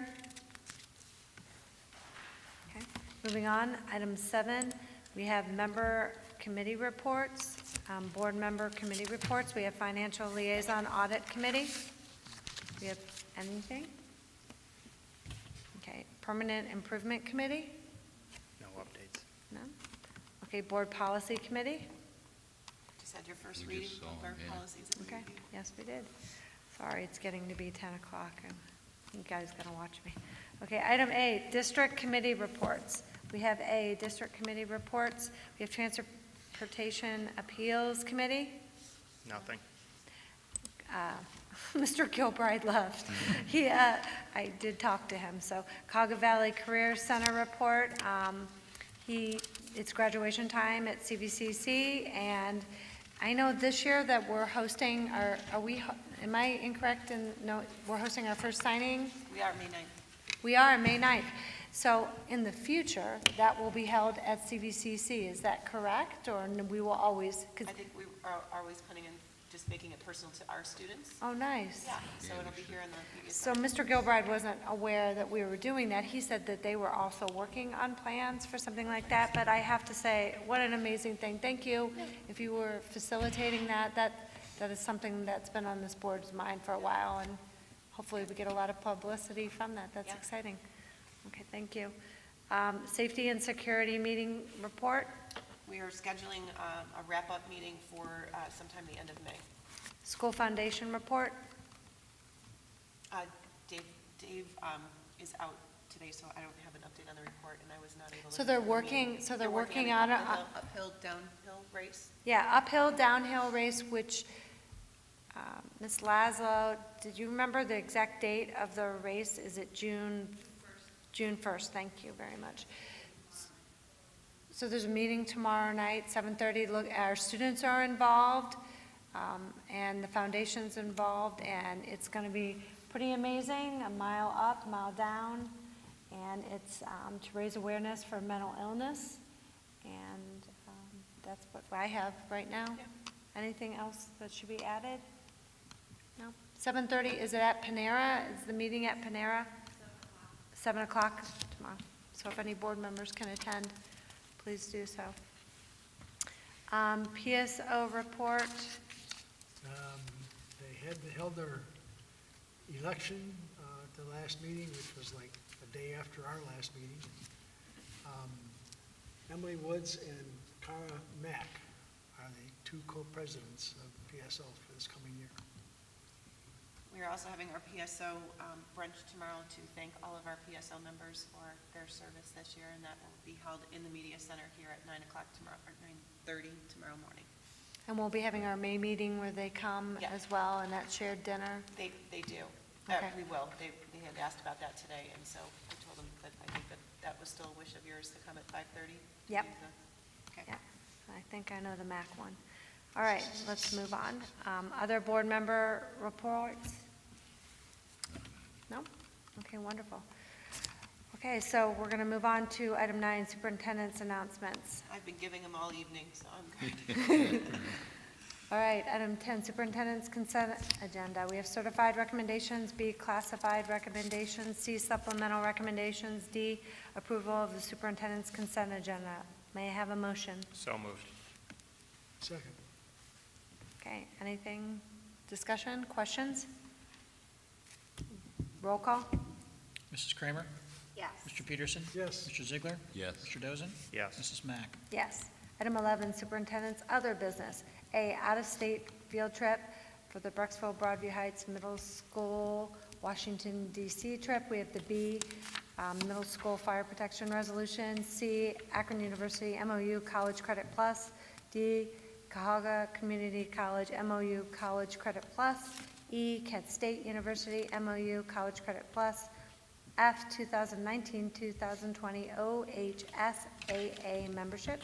G, 2019 BBH graduating seniors. H, Sendero contract. I, approval of superintendent's other business. May I have a motion? So moved. Second. Anything to highlight? Most of these are just annual contracts, OHSAA, and our agreements with the colleges, and we're excited to recommend to you the 2019 graduating class from Brecksville Broadview Heights High School for your approval. What's the count this year? You know? So Mark said. I know Mark asked me the last time. I haven't Okay, had a chance sorry. to follow up with Steve, so I'm sorry. Sorry. Numbers. Okay. It's about 3 pages, Mike. But you have to decide, I'm trying to estimate, Yeah, so decide where your handshakes Where are I cut going this in, time. yeah, Yeah, where exactly. you're cutting in. Okay, roll call. Mrs. Kramer? Yes. Mr. Peterson? Yes. Mr. Ziegler? Yes. Mr. Dozen? Yes. Mrs. Mack? Yes. Item 12, treasurer's consent agenda. A, modification of the budget appropriations. B, financial report, March 2019. C, meeting minutes of April 3rd, 2019, April 10th, 2019, and April 17th, 2019. D, approval of the treasurer's consent agenda. May I have a motion? So moved. Second. Okay. You're on. Wonderful. Well, one of the key notes here in modification of budget, we are finally appropriating the $44.5 million. We'll start writing some checks. Actually, we owe a little bit of money for, probably the last 12 months of work for Shook. TDA has not billed us yet, but we feel that's forthcoming, and it should be. So do appreciate the opportunity to kind of put that in motion. from a financial report, folks, next month is the forecast update, so I do want to point out a couple things, because I'll spend probably a little bit more time, obviously a lot more time next month on the financial report for all the right reasons, but this is the end of March report. I would bring to your attention, we did settle, end of March, or in the month of March is when we typically collect for the first half of 2018. That January, February, March settlement is done. I did have some I'll call them slight overestimates of revenue for the month, which again, not too earth-shattering, but from a property tax and a public utility tax, again, it didn't really throw me off too much to think that, because it could have gone either way. But one of the things that the $63,000 in line 1.06 for total other revenue, we actually did receipt in early some special education tuition. So the state paid us early, and that's why you see the variation of $63,000 in line 1.06 for the month. So again, not unusual, because last month there was a very big positive, and a big portion of that was a receipt early. So again, nothing totally unusual. If I were to go to page 2 and conclude on a couple things, one thing that I want to bring to your attention is some significant, I believe, overestimates of some salary and benefit numbers, which, month of March was a 3-pay month. And I wouldn't say that's the reason why for my overestimate. I'd say I'm hoping that some of those numbers obviously even out.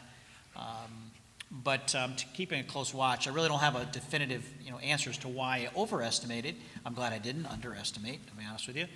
But, those are some significant numbers in salaries and benefits, our biggest expense. The purchase and services and supplies and materials have pretty much been about where they are, consistently, underestimated. Mainly one big item at the beginning of the year, and Mark, you mentioned earlier about, it really involved TTT, but it was the portion of textbooks that we took out of general fund that we didn't expect last summer. So that's kind of carried forward in the purchase services department. And then supplies, again, software licenses, actually software licenses, textbook replacements, that's where that applied.